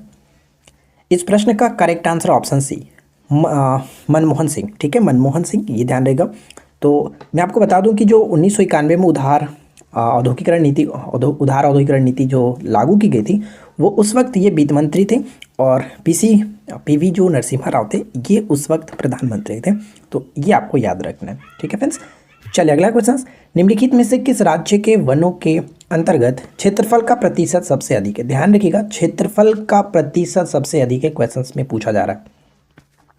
तो इस प्रश्न का करेक्ट आंसर किसे टिक करेंगे? सबसे अधिक हम जानते हैं कि जो प्रतिशत के अकॉर्डिंग मिजोरम है, लेकिन ऑप्शंस में मिजोरम नहीं है, तो मिजोरम के बाद जो होगा उसे टिक करेंगे। तो ट्रिक हमारा क्या था? रामचल मेघालय हमने ट्रिक याद रखा था प्रतिशत के लिए। तो राम का मतलब मिजोरम, रम यानी राम, लेकिन मिजोरम नहीं है। उसके बाद चल का मतलब अरुणाचल, ये हो गया राइट आंसर ऑप्शन डी, ठीक है, डी को टिक करेंगे। अगला क्वेश्चन, निम्नलिखित धार्मिक समूहों में से किस एक ने 2011 की जनगणना के अनुसार साक्षरता दर का उच्चतम प्रतिशत दर्ज किया है? साक्षरता दर का उच्चतम प्रतिशत दर्ज किया है कौन से धार्मिक समूहों ने? वो है Jain, option D will be right answer, Jain. Next one, Bihari पुरस्कार 2020 के संदर्भ में कौन सा कथन सही है? बिहारी पुरस्कार 2020 के संदर्भ में कौन सा कथन सही है? के बिरला फाउंडेशन द्वारा 30वें बिहारी पुरस्कार 2020 की घोषणा की गई थी। किसके द्वारा? तो के बिरला फाउंडेशन के द्वारा 30वें, ये बिल्कुल सही है। इस वर्ष यह पुरस्कार मोहन कृष्ण बोहरा को प्रदान किया गया। उन्हें यह पुरस्कार उनकी आलोचना की हिंदी पुस्तक जो कि तस्लीमा, संघर्ष और साहित्य के लिए दिया गया। तो करेक्ट आंसर हो जाएगा ऑप्शन बी, सभी के सभी कथन सही है।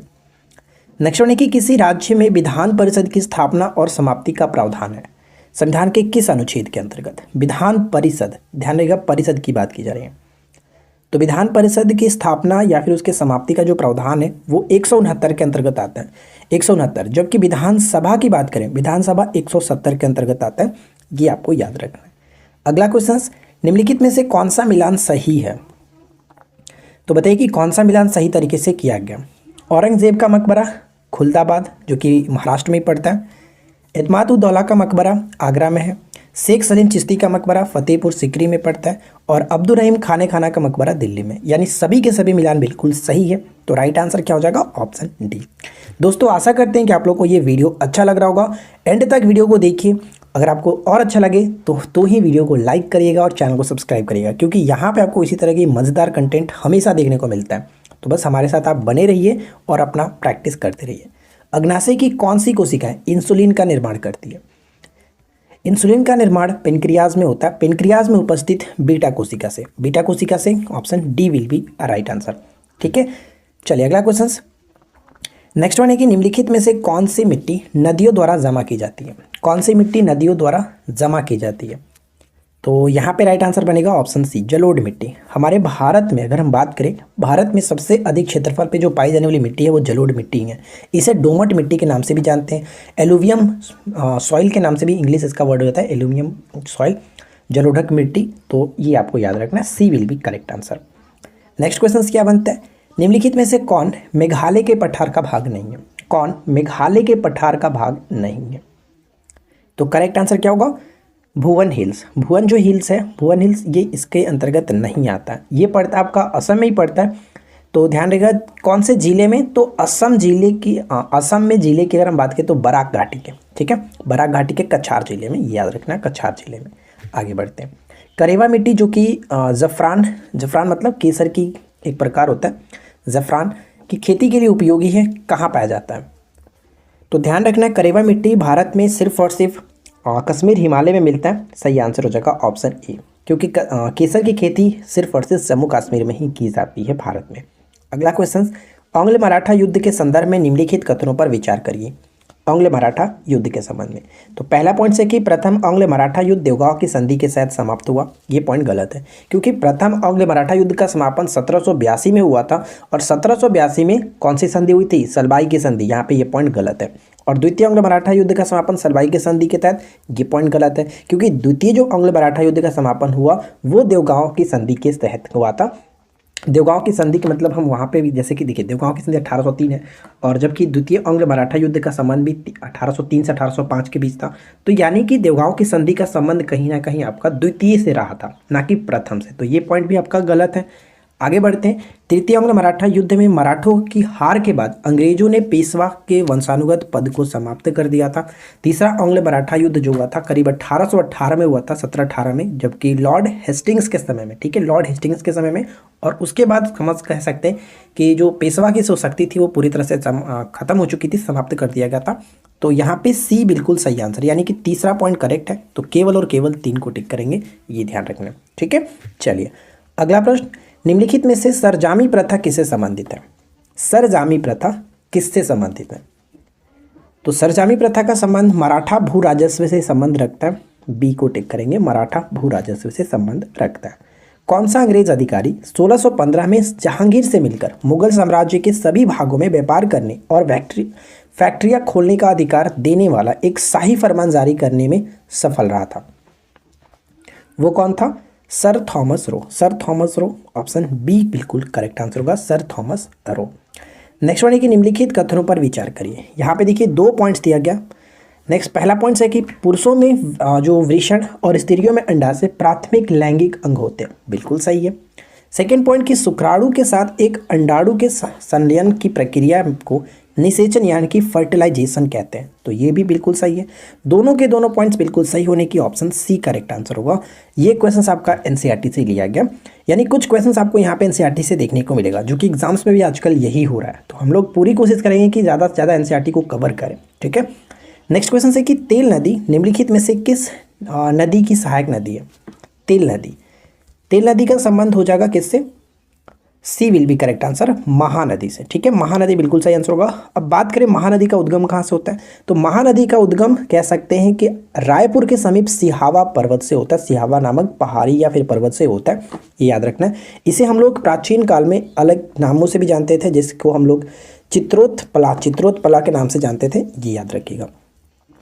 अगला प्रश्न है कि यदि रिजर्व बैंक द्वारा नगद आरक्षण अनुपात कम कर दिया जाता है तो इसका साख सृजन पर क्या प्रभाव पड़ेगा?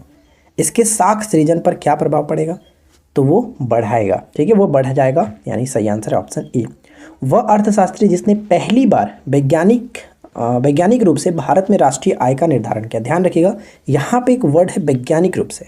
सबसे पहले राष्ट्रीय आय का निर्धारण तो दादा भाई नौरोजी ने किया था, लेकिन वैज्ञानिक पद्धति से वैज्ञानिक रूप से VKRV राव ने किया था। तो यहाँ पे सही आंसर ऑप्शन बी।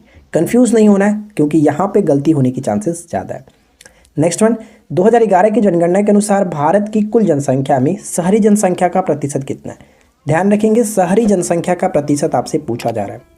फिलहाल यहाँ पे ऑप्शंस के अकॉर्डिंग अगर हम देखें तो बिना सोचे समझे टिक कर सकते 31%, ठीक है, क्योंकि लगभग 31.2% होता है शहरी और मैंने आपको अपने नोट्स में बताया था 68.8% होता है आपका ये जो कि ग्रामीण जनसंख्या प्रतिशत। तो दोनों को याद रखें, क्योंकि दोनों में से कुछ भी पूछे जाने की चांसेस रहता है।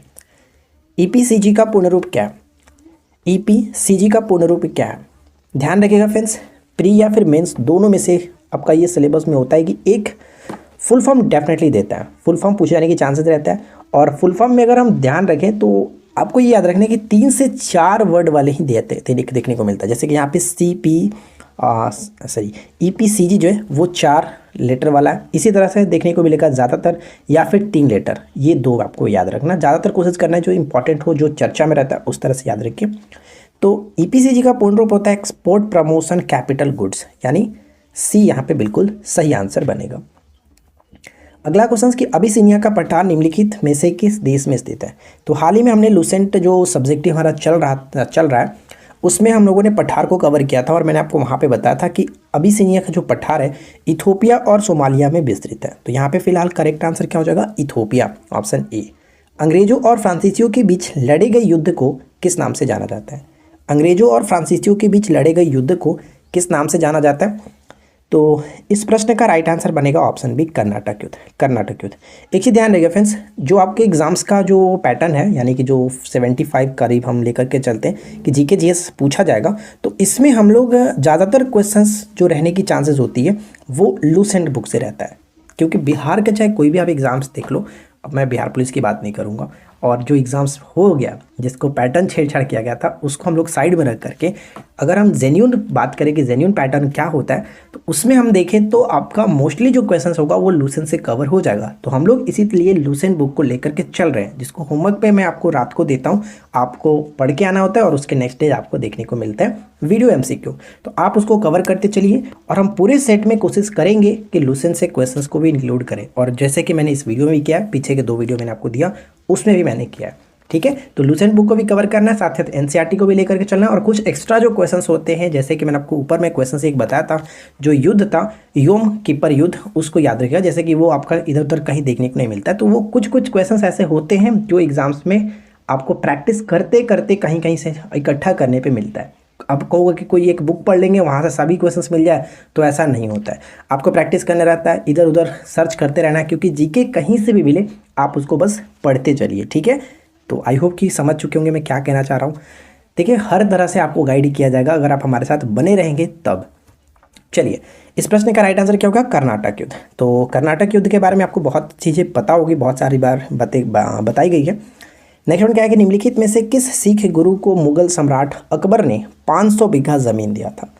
किस सिख गुरु को? और वो सिख गुरु कौन थे? तो रामदास। रामदास होंगे, ऑप्शन बी बिल्कुल सही आंसर होगा। अगर रामदास की बात करें तो ये कौन से नंबर के गुरु थे? तो रामदास जी चौथे गुरु थे। कैसे याद रखा था हमने?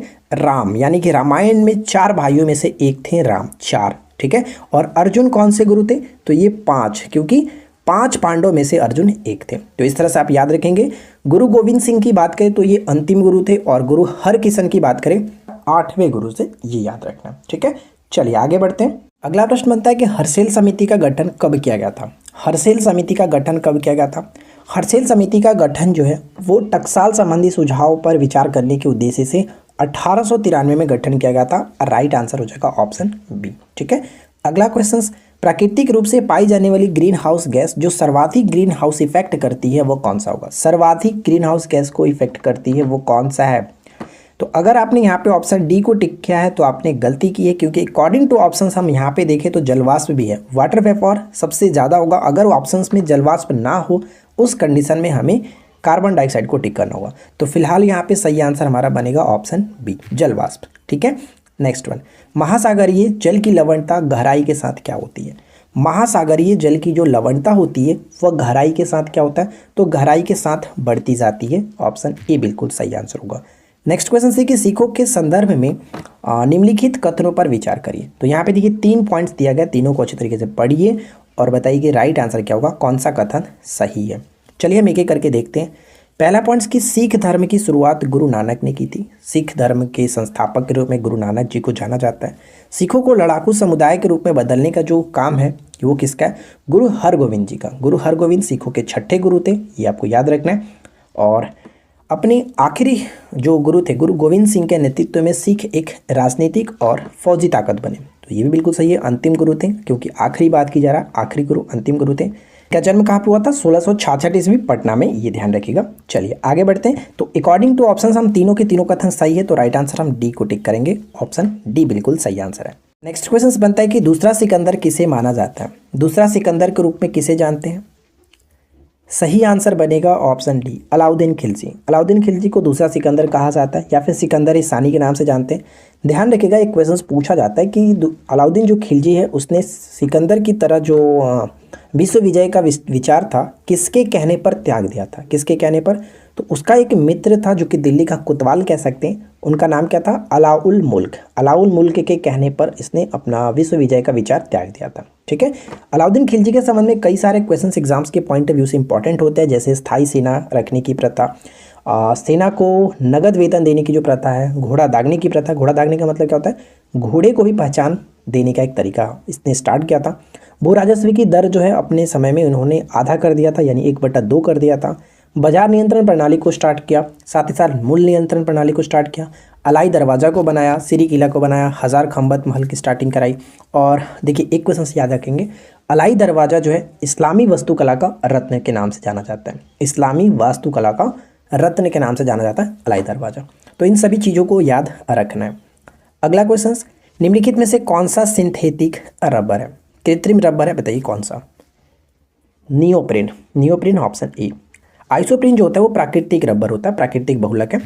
करेक्ट आंसर हो जाएगा ऑप्शन ए। किताबुल हिंद के लेखक कौन थे, किताबुल हिंद के लेखक कौन थे।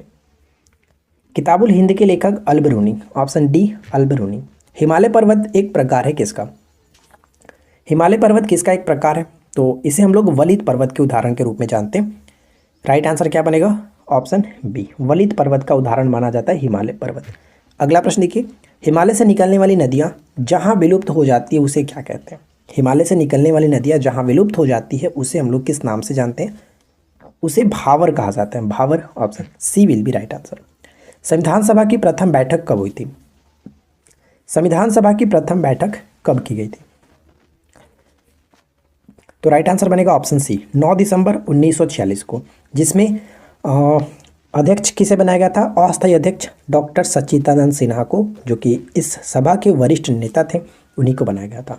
2 दिन के बाद 11 दिसंबर 1946 को पुनः बैठक जो हुआ था, इसमें अस्थायी अध्यक्ष के रूप में डॉक्टर राजेंद्र प्रसाद जी को बनाया गया था, ये ध्यान रखेंगे। तो सही answer option C. Next question से, संविधान सभा के उपाध्यक्ष किसे चुना गया था, संविधान सभा के उपाध्यक्ष के रूप में किसे चुना गया था, तो सही आंसर ऑप्शन सी यहाँ पे करेक्ट होगा, HC. Mukherjee, HC. Mukherjee option B. Next one है, बंगाल के नवाबों का सही कालक्रम निम्नलिखित में से कौन सा है, क्या होगा राइट आंसर, बंगाल के नवाबों का सही कालक्रम निम्नलिखित में से कौन सा है। तो देखिए ध्यान दीजिएगा, मुर्शीद कुली खां थे, उसके बाद सुजाउद्दीन, उसके बाद अली वर्दी खां, और इनके बाद एक और आए थे सरफराज खां करके, और उसके बाद सिराजुद्दौला। यानी कुल मिलाकर अगर हम क्रम देखें तो ये बिल्कुल सही आंसर बनेगा, 1 2 3 4, ऑप्शन बी को टिक करेंगे। ठीक है, बी बिल्कुल सही आंसर है। अगला क्वेश्चन की, आत्मनिर्भर भारत रोजगार योजना के तहत सबसे अधिक लाभार्थियों वाले राज्यों की सूची में कौन सा राज्य शीर्ष पर है, कौन सा राज्य शीर्ष पर है, तो ये है आपका महाराष्ट्र, महाराष्ट्र यानी option B, option A correct होगा, महाराष्ट्र।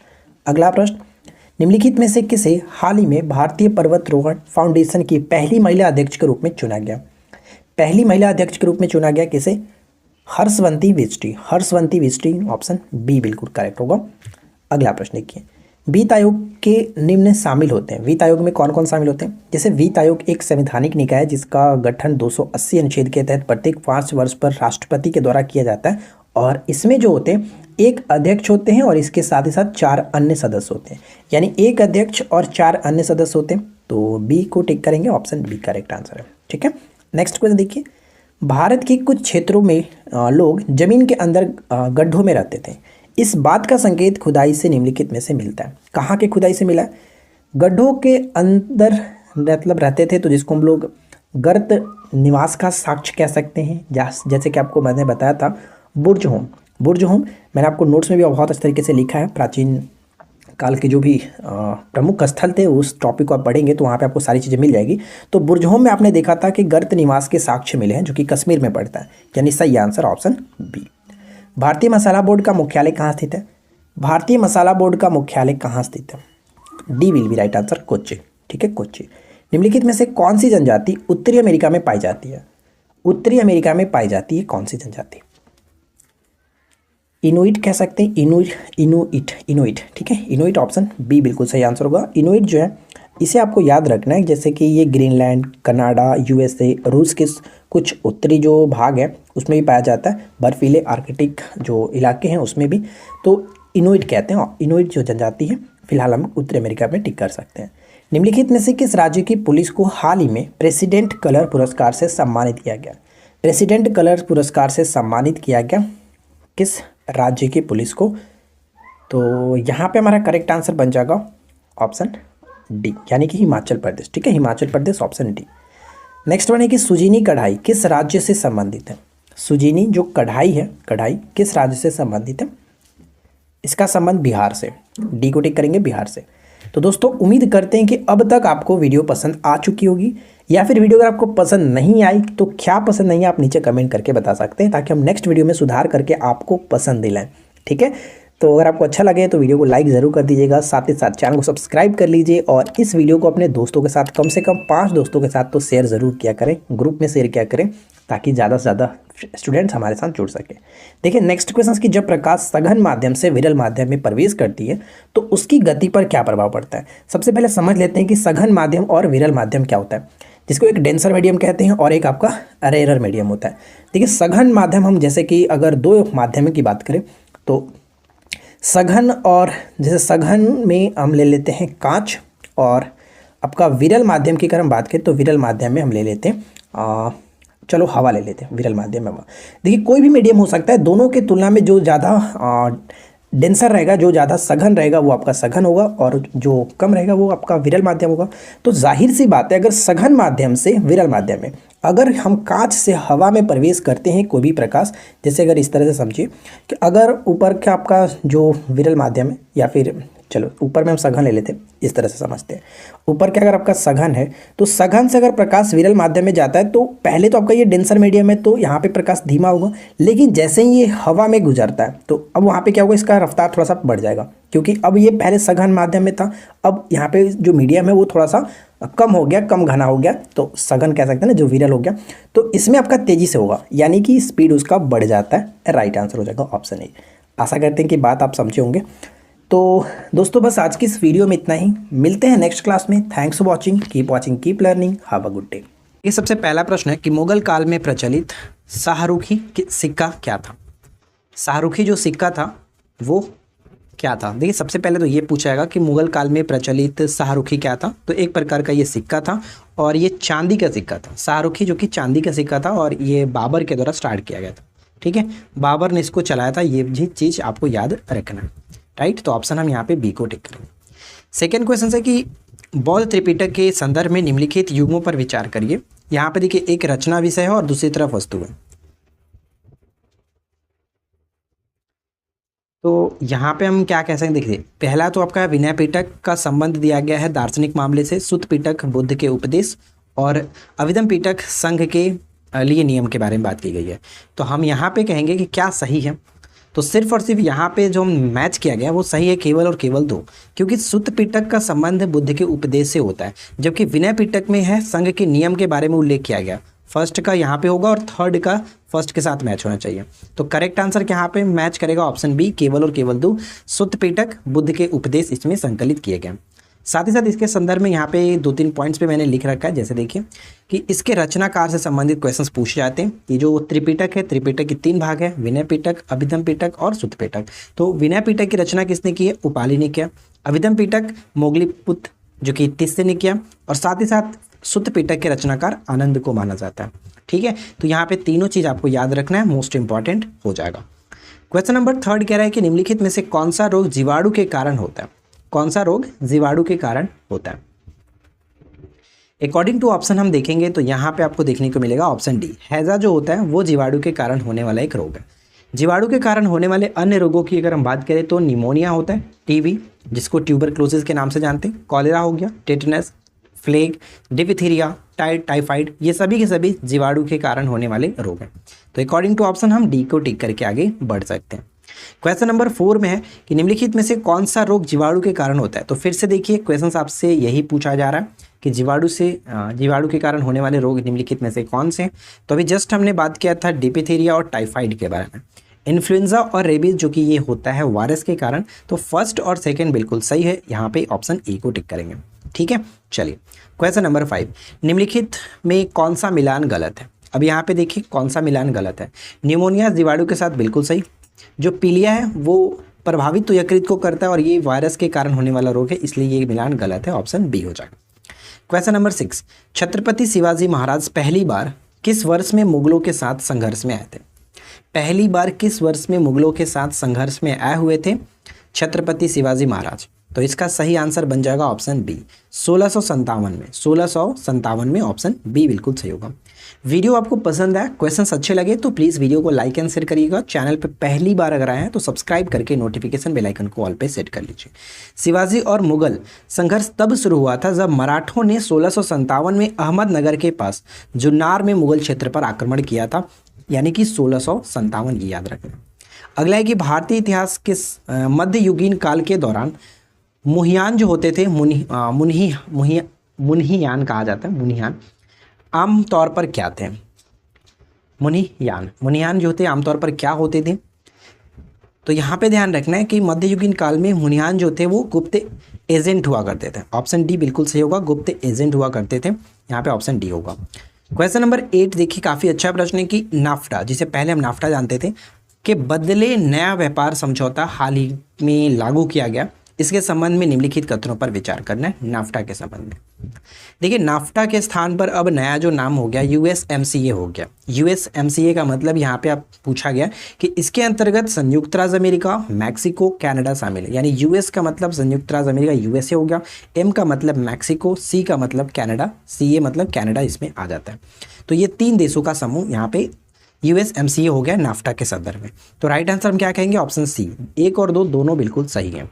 ठीक है, चलिए क्वेश्चन नंबर 10 देखें। बिहार के निम्नलिखित में से किस स्थान पर प्रथम बौद्ध संगीति का आयोजन किया गया था? प्रथम बौद्ध संगीति का आयोजन कहाँ हुआ था? जैसे कि अगर बौद्ध संगीतियों की बात करें तो 4 बौद्ध संगीतियाँ थी। ठीक है, 4 बौद्ध संगीतियाँ, जिसमें अगर हम चारों की बात करें तो पहला जो कि राजगृह में हुआ, दूसरा वैशाली में हुआ, तीसरा पाटलिपुत्र में और चौथा कश्मीर में। ठीक है, तो यहाँ पे राजगीर जो है, क्या राजगीर या फिर राजगीर, तो पहला तो आपका यही बिहार के अंतर्गत, दूसरा भी बिहार, तीसरा भी बिहार, लेकिन चौथा सिर्फ और सिर्फ कश्मीर में हुआ था।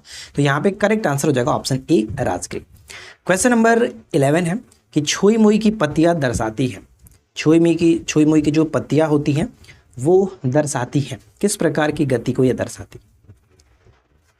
स्पर्शानुवर्तन। ठीक है, स्पर्शानुवर्तन गति को दर्शाता है। ऑप्शन हम बी को टिक करेंगे।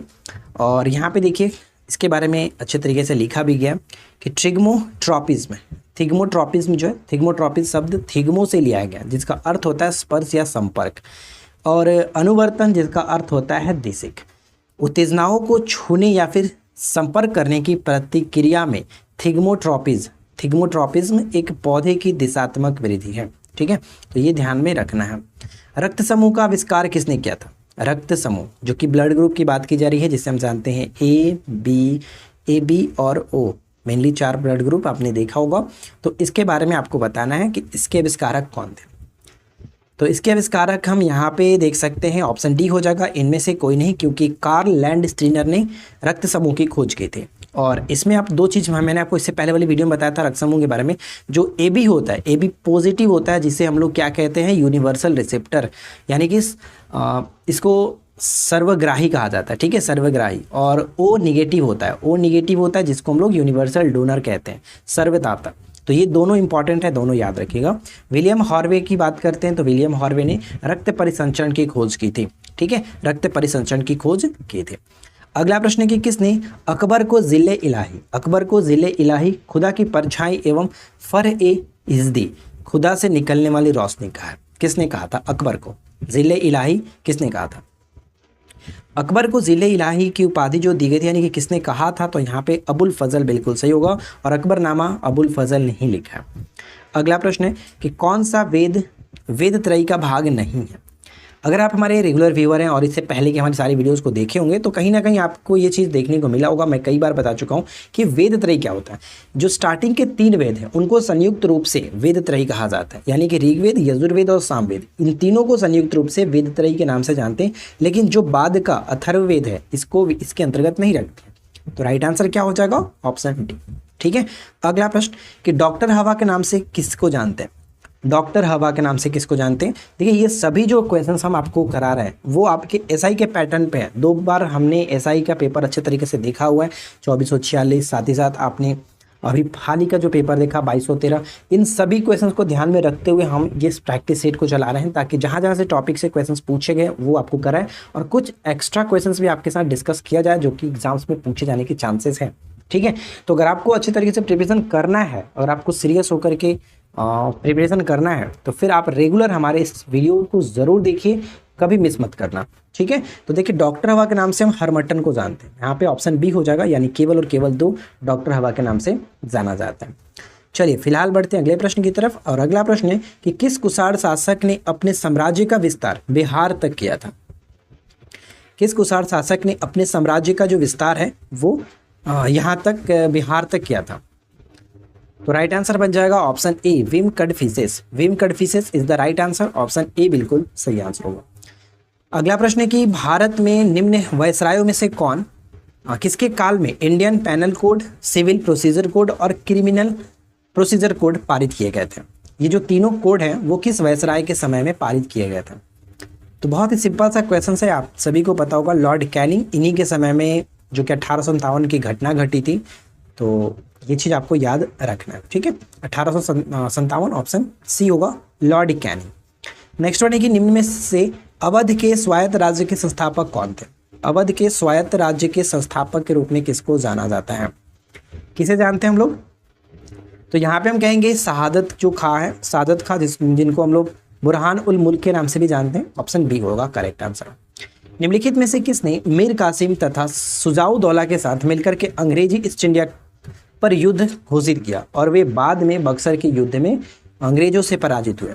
तो बक्सर का युद्ध कब हुआ था? 1764 में। बक्सर का युद्ध 22-23 अक्टूबर 1764, और इसमें कौन थे? शाह आलम द्वितीय। शाह आलम द्वितीय, और इसी के बाद इस युद्ध के पश्चात इलाहाबाद की संधि भी हुई थी 1765 में, ठीक है। 1765 में इलाहाबाद की 2 संधियाँ हुई थी, दोनों को याद रखना है। चलिए इसके बाद नेक्स्ट क्वेश्चन है कि सारनाथ में बुद्ध के जो प्रथम प्रवचन था क्या कहलाता है? सारनाथ में अपना बुद्ध ने प्रथम उपदेश दिया था, तो इसको हम किस नाम से जानते हैं? इसको हम धर्मचक्र प्रवर्तन कहते हैं। धर्मचक्र प्रवर्तन ऑप्शन डी होगा। देखिए महाभिनिष्क्रमण जो है वो गृह त्याग को कहा जाता है, महापरिनिर्वाण इनकी मृत्यु को कहते हैं। तो धर्मचक्र प्रवर्तन प्रथम जो उपदेश था उनको कहा जाता है। गौतम बुद्ध द्वारा भिक्षुणी संघ की स्थापना कहाँ पर की गई थी? गौतम बुद्ध द्वारा भिक्षुणी संघ की स्थापना जो वो कहाँ पर की गई थी? तो इस प्रश्न का राइट आंसर होगा वैशाली में, ऑप्शन बी वैशाली में। अगला प्रश्न है कि खगजंद जेदा जो राष्ट्रीय उद्यान है वो कहाँ पर है? खगजंद जेदा राष्ट्रीय उद्यान कहाँ पर आपको देखने को मिलेगा? तो ये राष्ट्रीय उद्यान पड़ता है सिक्किम के अंतर्गत, ऑप्शन बी होगा सिक्किम के अंतर्गत खगजंद जेदा राष्ट्रीय उद्यान, ठीक है। चलिए इसके बाद नेक्स्ट क्वेश्चन है कि राष्ट्रीय वन और अभ्यारण्य से संबंधित यहाँ पे राज्य के साथ मैच करना है, तो मैच करते हैं। कागेर घाटी जो राष्ट्रीय वन है कहाँ पर पड़ता है? कागेर घाटी राष्ट्रीय वन पड़ता है छत्तीसगढ़ के अंतर्गत, छत्तीसगढ़ के अंतर्गत। तो फर्स्ट का फर्स्ट के साथ, तो ये दोनों कट गया, हमारा सही आंसर इन दोनों में से कोई एक होगा। चलिए बाकी भी देख लेते हैं, यानी सी का 3 तो मैच कर ही गया, सी का 3 हमें मैच कराना ही नहीं है, ये बिल्कुल हो गया। कुगटी जो वन्यजीव अभ्यारण्य है वो आपका हिमाचल प्रदेश के अंतर्गत पड़ता है।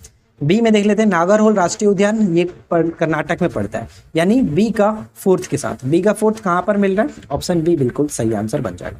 सुल्तानपुर पक्षी जो अभ्यारण्य है वो हरियाणा में है, ये याद रखना है, पूछा जाता है। अगला प्रश्न कि 2001 से 2011 में सर्वाधिक जनसंख्या वृद्धि दर वाला राज्य मेघालय था, लेकिन दूसरे स्थान पर कौन सा राज्य जो कि सर्वाधिक वृद्धि को दर्शाया था? और सबसे कम जो वृद्धि दर्शाया था वो है अपना निगेटिव में रहा था नागालैंड, लेकिन दूसरे स्थान पर यहाँ पे अरुणाचल प्रदेश, ध्यान रखिएगा, ऑप्शन सी बिल्कुल सही आंसर है, अरुणाचल प्रदेश, राइट। अगला प्रश्न, कौन सा साहित्यिक स्रोत बताता है कि कैसे चंद्रगुप्त मौर्य ने नंदों को उखाड़ फेंकने के लिए चनागे की सहायता प्राप्त की थी? ये कौन सा स्रोत हमें बताता है? साहित्यिक स्रोत से हमें जानकारी मिलती है, तो ये जानकारी हमें मिलता है मुद्रा राक्षस। मुद्रा राक्षस के लेखक कौन है? विशाख दत्त। ये प्रश्न हमेशा पूछा जाता है, विशाख दत्त, ये ध्यान में रखेंगे। अगला है कि मातोश्री पुस्तक किस लोकसभा अध्यक्ष के द्वारा लिखी गई है? मातोश्री जो पुस्तक है वो किस लोकसभा अध्यक्ष के द्वारा लिखी गई थी? तो ध्यान रखना है सुमित्रा महाजन। सुमित्रा महाजन ऑप्शन ए बिल्कुल सही आंसर होगा। सुमित्रा महाजन 16वीं, ध्यान रखिएगा कि 16वीं लोकसभा अध्यक्ष की ये मतलब कि अध्यक्ष रही थी, और दूसरी महिला अध्यक्ष थी, ये भी याद रखना है कि दूसरी महिला अध्यक्ष थी। इंदौर लोकसभा अध्यक्ष निर्वाचन क्षेत्र इनका था, और साथ ही साथ इन्होंने जो सुमित्रा महाजन है 2014 से लेकर के 2019 तक ये अध्यक्ष रही थी, ठीक है। 2014 से 2019 तक ये अध्यक्ष पद पर थी। सिंधु घाटी सभ्यता में कालीबंगा निम्नलिखित में से किसके लिए प्रसिद्ध है? जनरली सबसे इंपॉर्टेंट आता है कालीबंगा से हमें खेत की जुताई के साक्ष्य प्राप्त हुए, अलंकृत ईंटों का साक्ष्य मिला, ये 2 चीज़ आपको हमेशा याद रखना है। साथ ही साथ यहाँ पे मिट्टी के पात्र भी मिले, मिट्टी के पात्र ऑप्शन डी हो जाएगा। कालीबंगा राजस्थान में पड़ता है, ये आपको याद रखना है। चलिए, कैलिबर किस खेल से संबंधित है? कैलिबर किस खेल से संबंधित है? कैलिबर का संबंध हो जाता है, ध्यान में रखना है, कैलिबर का संबंध हो जाता है शूटिंग से। कैलिबर शूटिंग से संबंध हो जाता है। 5वीं पंचवर्षीय योजना का मुख्य लक्ष्य क्या था? देखिए, पंचवर्षीय योजना आपको किसी तरह से रट कर रखना है, क्योंकि पंचवर्षीय योजना से रिलेटेड हर एग्जाम्स में क्वेश्चंस पूछा जाता है। तो आप इसको जितना अच्छे से हो सके पढ़ लीजिए। हमारे चैनल पे 2-3 वीडियो आपको मिल जाएगी जिसमें मैंने आपको बारीकी से पंचवर्षीय योजना के हर एक पॉइंट्स को कवर कराया हुआ है, तो आप एक बार सर्च करके जरूर देखा करिए।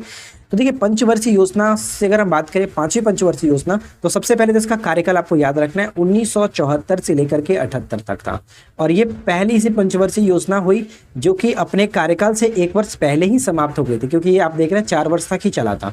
क्यों चला था? क्योंकि जनता सरकार ने इसको 1978 में बंद कर दिया था और इसके स्थान पर अनवरत योजना यानी रोलिंग प्लान को लाने की बात की गई थी। रोलिंग प्लान 78 से 83 के लिए लाया जाना था, लेकिन इसको भी 80 में ही बंद कर दिया गया और वापस इंदिरा गांधी की सरकार ने फिर से 6वीं पंचवर्षीय योजना को स्टार्ट किया था। तो ये तो बात हो गई। और 5वीं पंचवर्षीय योजना में जो मुख्य लक्ष्य रखा गया था, गरीबी उन्मूलन तथा आत्मनिर्भरता की प्राप्ति।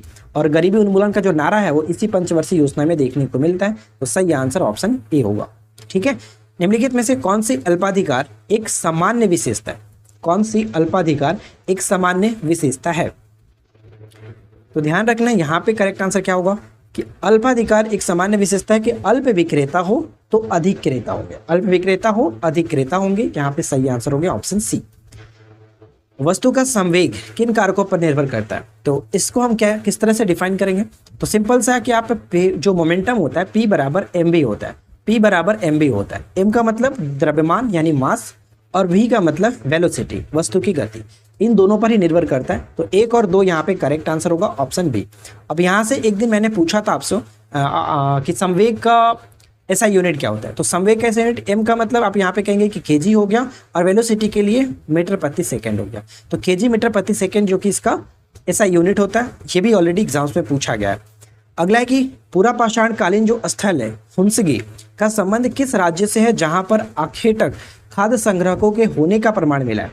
जब मैंने आपको एनसीईआरटी का चैप्टर 2 क्लास 6 का चैप्टर 2 कराया था, उसमें ये क्वेश्चंस आपने देखा होगा। हुंसगी का संबंध किस राज्य से है? तो हुंसगी मैंने आपको बताया था कर्नाटक। कर्नाटक ऑप्शन सी बिल्कुल सही होगा। इसीलिए बोल रहा हूँ कि आप एनसीईआरटी वाला एमसीक्यू अच्छे तरीके से कवर कर लीजिए। आपको हर चीज़ प्रोवाइड कराया जा रहा है हमारे पेड कोर्स में, तो बिल्कुल भी टेंशन नहीं लेना। इस बार आपका सिलेक्शन तो पक्का है अगर आप हमारे साथ रेगुलर प्रैक्टिस हर चीज़ को फॉलो करेंगे तो। रोमन साम्राज्य में किसे काले सोने के नाम से बुलाया जाता था? रोमन साम्राज्य में काले सोने के नाम से किसको बुलाते थे? ये क्वेश्चंस भी आपको मैंने एनसीईआरटी के ही पार्ट में कराया हुआ है। अगर आप हमारे चैप्टर शायद ये चैप्टर 3 के क्वेश्चंस हैं, आप देख लीजिएगा। तो काले सोने के रूप में हम जानते थे काली मिर्च को। ठीक है, काले सोने के रूप में काली मिर्च को कहा जाता था रोमन साम्राज्य में। तो ऑप्शन डी हो जाएगा। अगला है कि राष्ट्रपति द्वारा राज्यसभा के लिए कला, साहित्य, विज्ञान आदि क्षेत्रों में 12 सदस्यों को मनोनीत करने की व्यवस्था भारतीय संविधान के किस अनुच्छेद के अंतर्गत आता है? किस अनुच्छेद के अंतर्गत ये देखने को मिलता है?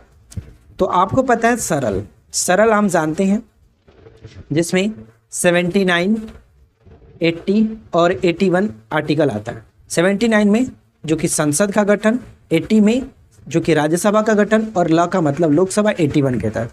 तो यहाँ पे 80 बिल्कुल सही आंसर होगा ऑप्शन सी। ठीक है, अगला प्रश्न, संविधान का अनुच्छेद 312 राज्यसभा को निम्नलिखित में से किसका अधिकार प्रदान करता है? सिर्फ और सिर्फ ये राज्यसभा को ही अधिकार प्रदान किया गया 312 के आर्टिकल के तहत। तो इसका सही संबंध हो जाएगा एक या अधिक अखिल भारतीय सेवा सृजित करने का। एक या अधिक अखिल भारतीय सेवा सृजित करने का, ऑप्शन सी बिल्कुल सही आंसर होगा। अखिल भारतीय सेवा सृजित करने का जो अधिकार है सिर्फ और सिर्फ राज्यसभा को ही है।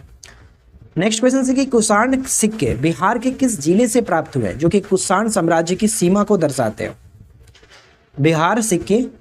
कुषाण के जो सिक्के हैं बिहार के किस जिले से प्राप्त हुए जो कि कुषाण साम्राज्य की सीमा को दर्शाते हैं? Right answer will be option B Buxar. Buxar यहाँ पे बिल्कुल सही आंसर होगा, ऑप्शन बी हो जाएगा राइट आंसर। अगला प्रश्न है कि निम्नलिखित कथनों पर विचार करिए। 2 पॉइंट से दोनों को पढ़िए और बताइए कौन सा कथन सही है, कौन सा कथन सही होगा। देखिए पहला पॉइंट से कि उभयचरों और अधिकांश सरीसृपों में 3 कक्षीय हृदय होते हैं, बिल्कुल सही है। अधिकांश जो सरीसृप होते हैं, उभयचर होते हैं, उनके 3 कक्षीय हृदय होते हैं। मछली में 2 कक्षीय हृदय पाए जाते हैं, ये भी सही है। एक चीज और याद रखिएगा कि मानव में 4 कक्षीय हृदय होता है, 4 चैम्बर होता है। तो यहाँ पे दोनों के दोनों कथन बिल्कुल सही है, इस वजह से सी को टिक करेंगे। नेक्स्ट वन है कि प्रत्यावर्ती धारा का आविष्कार किसने किया था? प्रत्यावर्ती धारा का आविष्कार किसने किया था? गेस करिए, प्रत्यावर्ती धारा का आविष्कार किसने किया था? तो निकोला टेस्ला यहाँ पे करेक्ट होगा, निकोला टेस्ला, ऑप्शन सी, प्रत्यावर्ती धारा निकोला टेस्ला।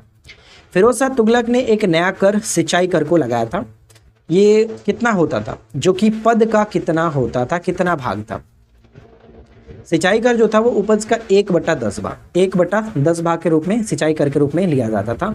केंद्रीय प्रदूषण नियंत्रण बोर्ड किस मंत्रालय के अंतर्गत आता है? केंद्रीय प्रदूषण नियंत्रण बोर्ड जो किस मंत्रालय के अधीन आता है? क्या बनेगा करेक्ट आंसर? तो हम यहाँ पे कहेंगे कि सही आंसर हो जाएगा ऑप्शन डी, पर्यावरण और वन मंत्रालय के अंतर्गत, पर्यावरण और वन मंत्रालय के अंतर्गत आता है, ऑप्शन डी होगा। हाल ही में जिस राज्य सरकार ने देहिंग पटगाई वन्यजीव अभयारण्य को एक राष्ट्रीय उद्यान के रूप में अपग्रेड करने का निर्णय लिया है, तो बताइए क्या होगा? लेकिन इस प्रश्न का राइट आंसर मैं नहीं बताने वाला हूँ, बहुत ही सिंपल सा क्वेश्चन है। राइट आंसर आप नीचे कमेंट करके बताइए। देहिंग पटगाई जो वन्यजीव अभयारण्य किस राज्य में स्थित है? बहुत ही सिंपल सा क्वेश्चन है, आप लोग कमेंट करिएगा। अगला है कि बोथनिया की खाड़ी 2 देशों के बीच स्थित है। बोथनिया की खाड़ी 2 देशों के बीच है, जिसमें से एक फिनलैंड होता है, फिनलैंड की राजधानी हेलसिंकी, ठीक है। तो दूसरा कौन सा है? दूसरा कौन सा, ये गेस करिए। दूसरा यहाँ पे हो जाता है स्वीडन, ठीक है, स्वीडन, फिनलैंड और स्वीडन के बीच बोथनिया की खाड़ी पड़ता है। अगला है कि लौह चुंबकीय पदार्थों के भीतर परमाणुओं की असंख्य अति सूक्ष्म रचनाओं को क्या कहा जाता है? लौह चुंबकीय पदार्थों के भीतर परमाणुओं की असंख्य अति सूक्ष्म संरचनाओं को किस नाम से जानते हैं? इसे हम लोग डोमेन कहते हैं, डोमेन। एक प्रश्न ये पूछा था कि एक डोमेन में कितने होते हैं, कितने परमाणु संख्या होते हैं? एक डोमेन में 10⁻18 10⁻21। नेक्स्ट वन कि जल में वायु का बुलबुला किसकी भांति व्यवहार करेगा? जल में वायु का जो बुलबुला होता है किस तरह से दिखता है? तो ये अवतल लेंस की भांति व्यवहार करता है, ऑप्शन डी, अवतल लेंस की भांति व्यवहार करता है। अगला है कि कैमरून और मैरिनो जो है वो किसकी नस्ल है? कैमरून और मैरिनो जो है वो किसकी नस्ल है? नस्ल वाली वीडियो भी हमारे चैनल पे आपको मिल जाएगी। पशुओं के नस्ल से मैंने आपको अच्छी तरीके से कवर कराया हुआ है, आप ज़रूर जाकर के चेकआउट कर लीजिएगा। तो यहाँ पे देखिए कैमरून और मैरिनो जो है वो किसकी नस्ल है? तो मुर्गी की नस्ल है, ऑप्शन डी हो जाएगा, मुर्गी की नस्ल है। मुर्गियों की प्रमुख नस्लें यहाँ पे आप देख सकते हैं। कड़कनाथ चिकन तो इन सभी को पता ही है, बहुत फेमस था। टिटरी याद रखिए, कश्मीरी फेवरोला याद रखिए, असील याद रखिए, लैगहॉर्न हो गया, एनकोना, गुजरी, ग्रामप्रिया, स्वरनाथ, कामरूप, ये सभी के सभी मुर्गी की प्रमुख नस्ल है।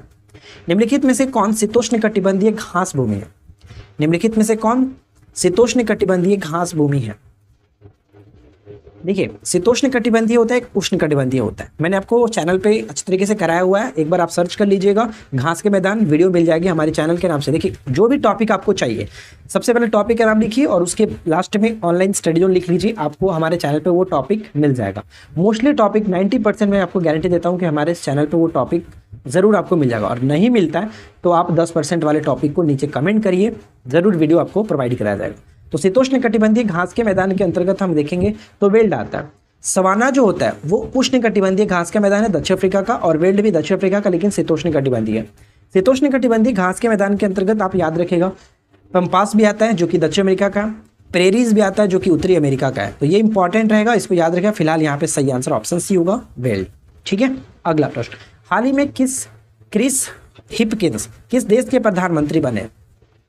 क्रिस हिपकिंस किस देश के नए प्रधानमंत्री के रूप में इन्होंने शपथ ग्रहण किया? तो राइट आंसर होगा न्यूजीलैंड, न्यूजीलैंड, ऑप्शन ए।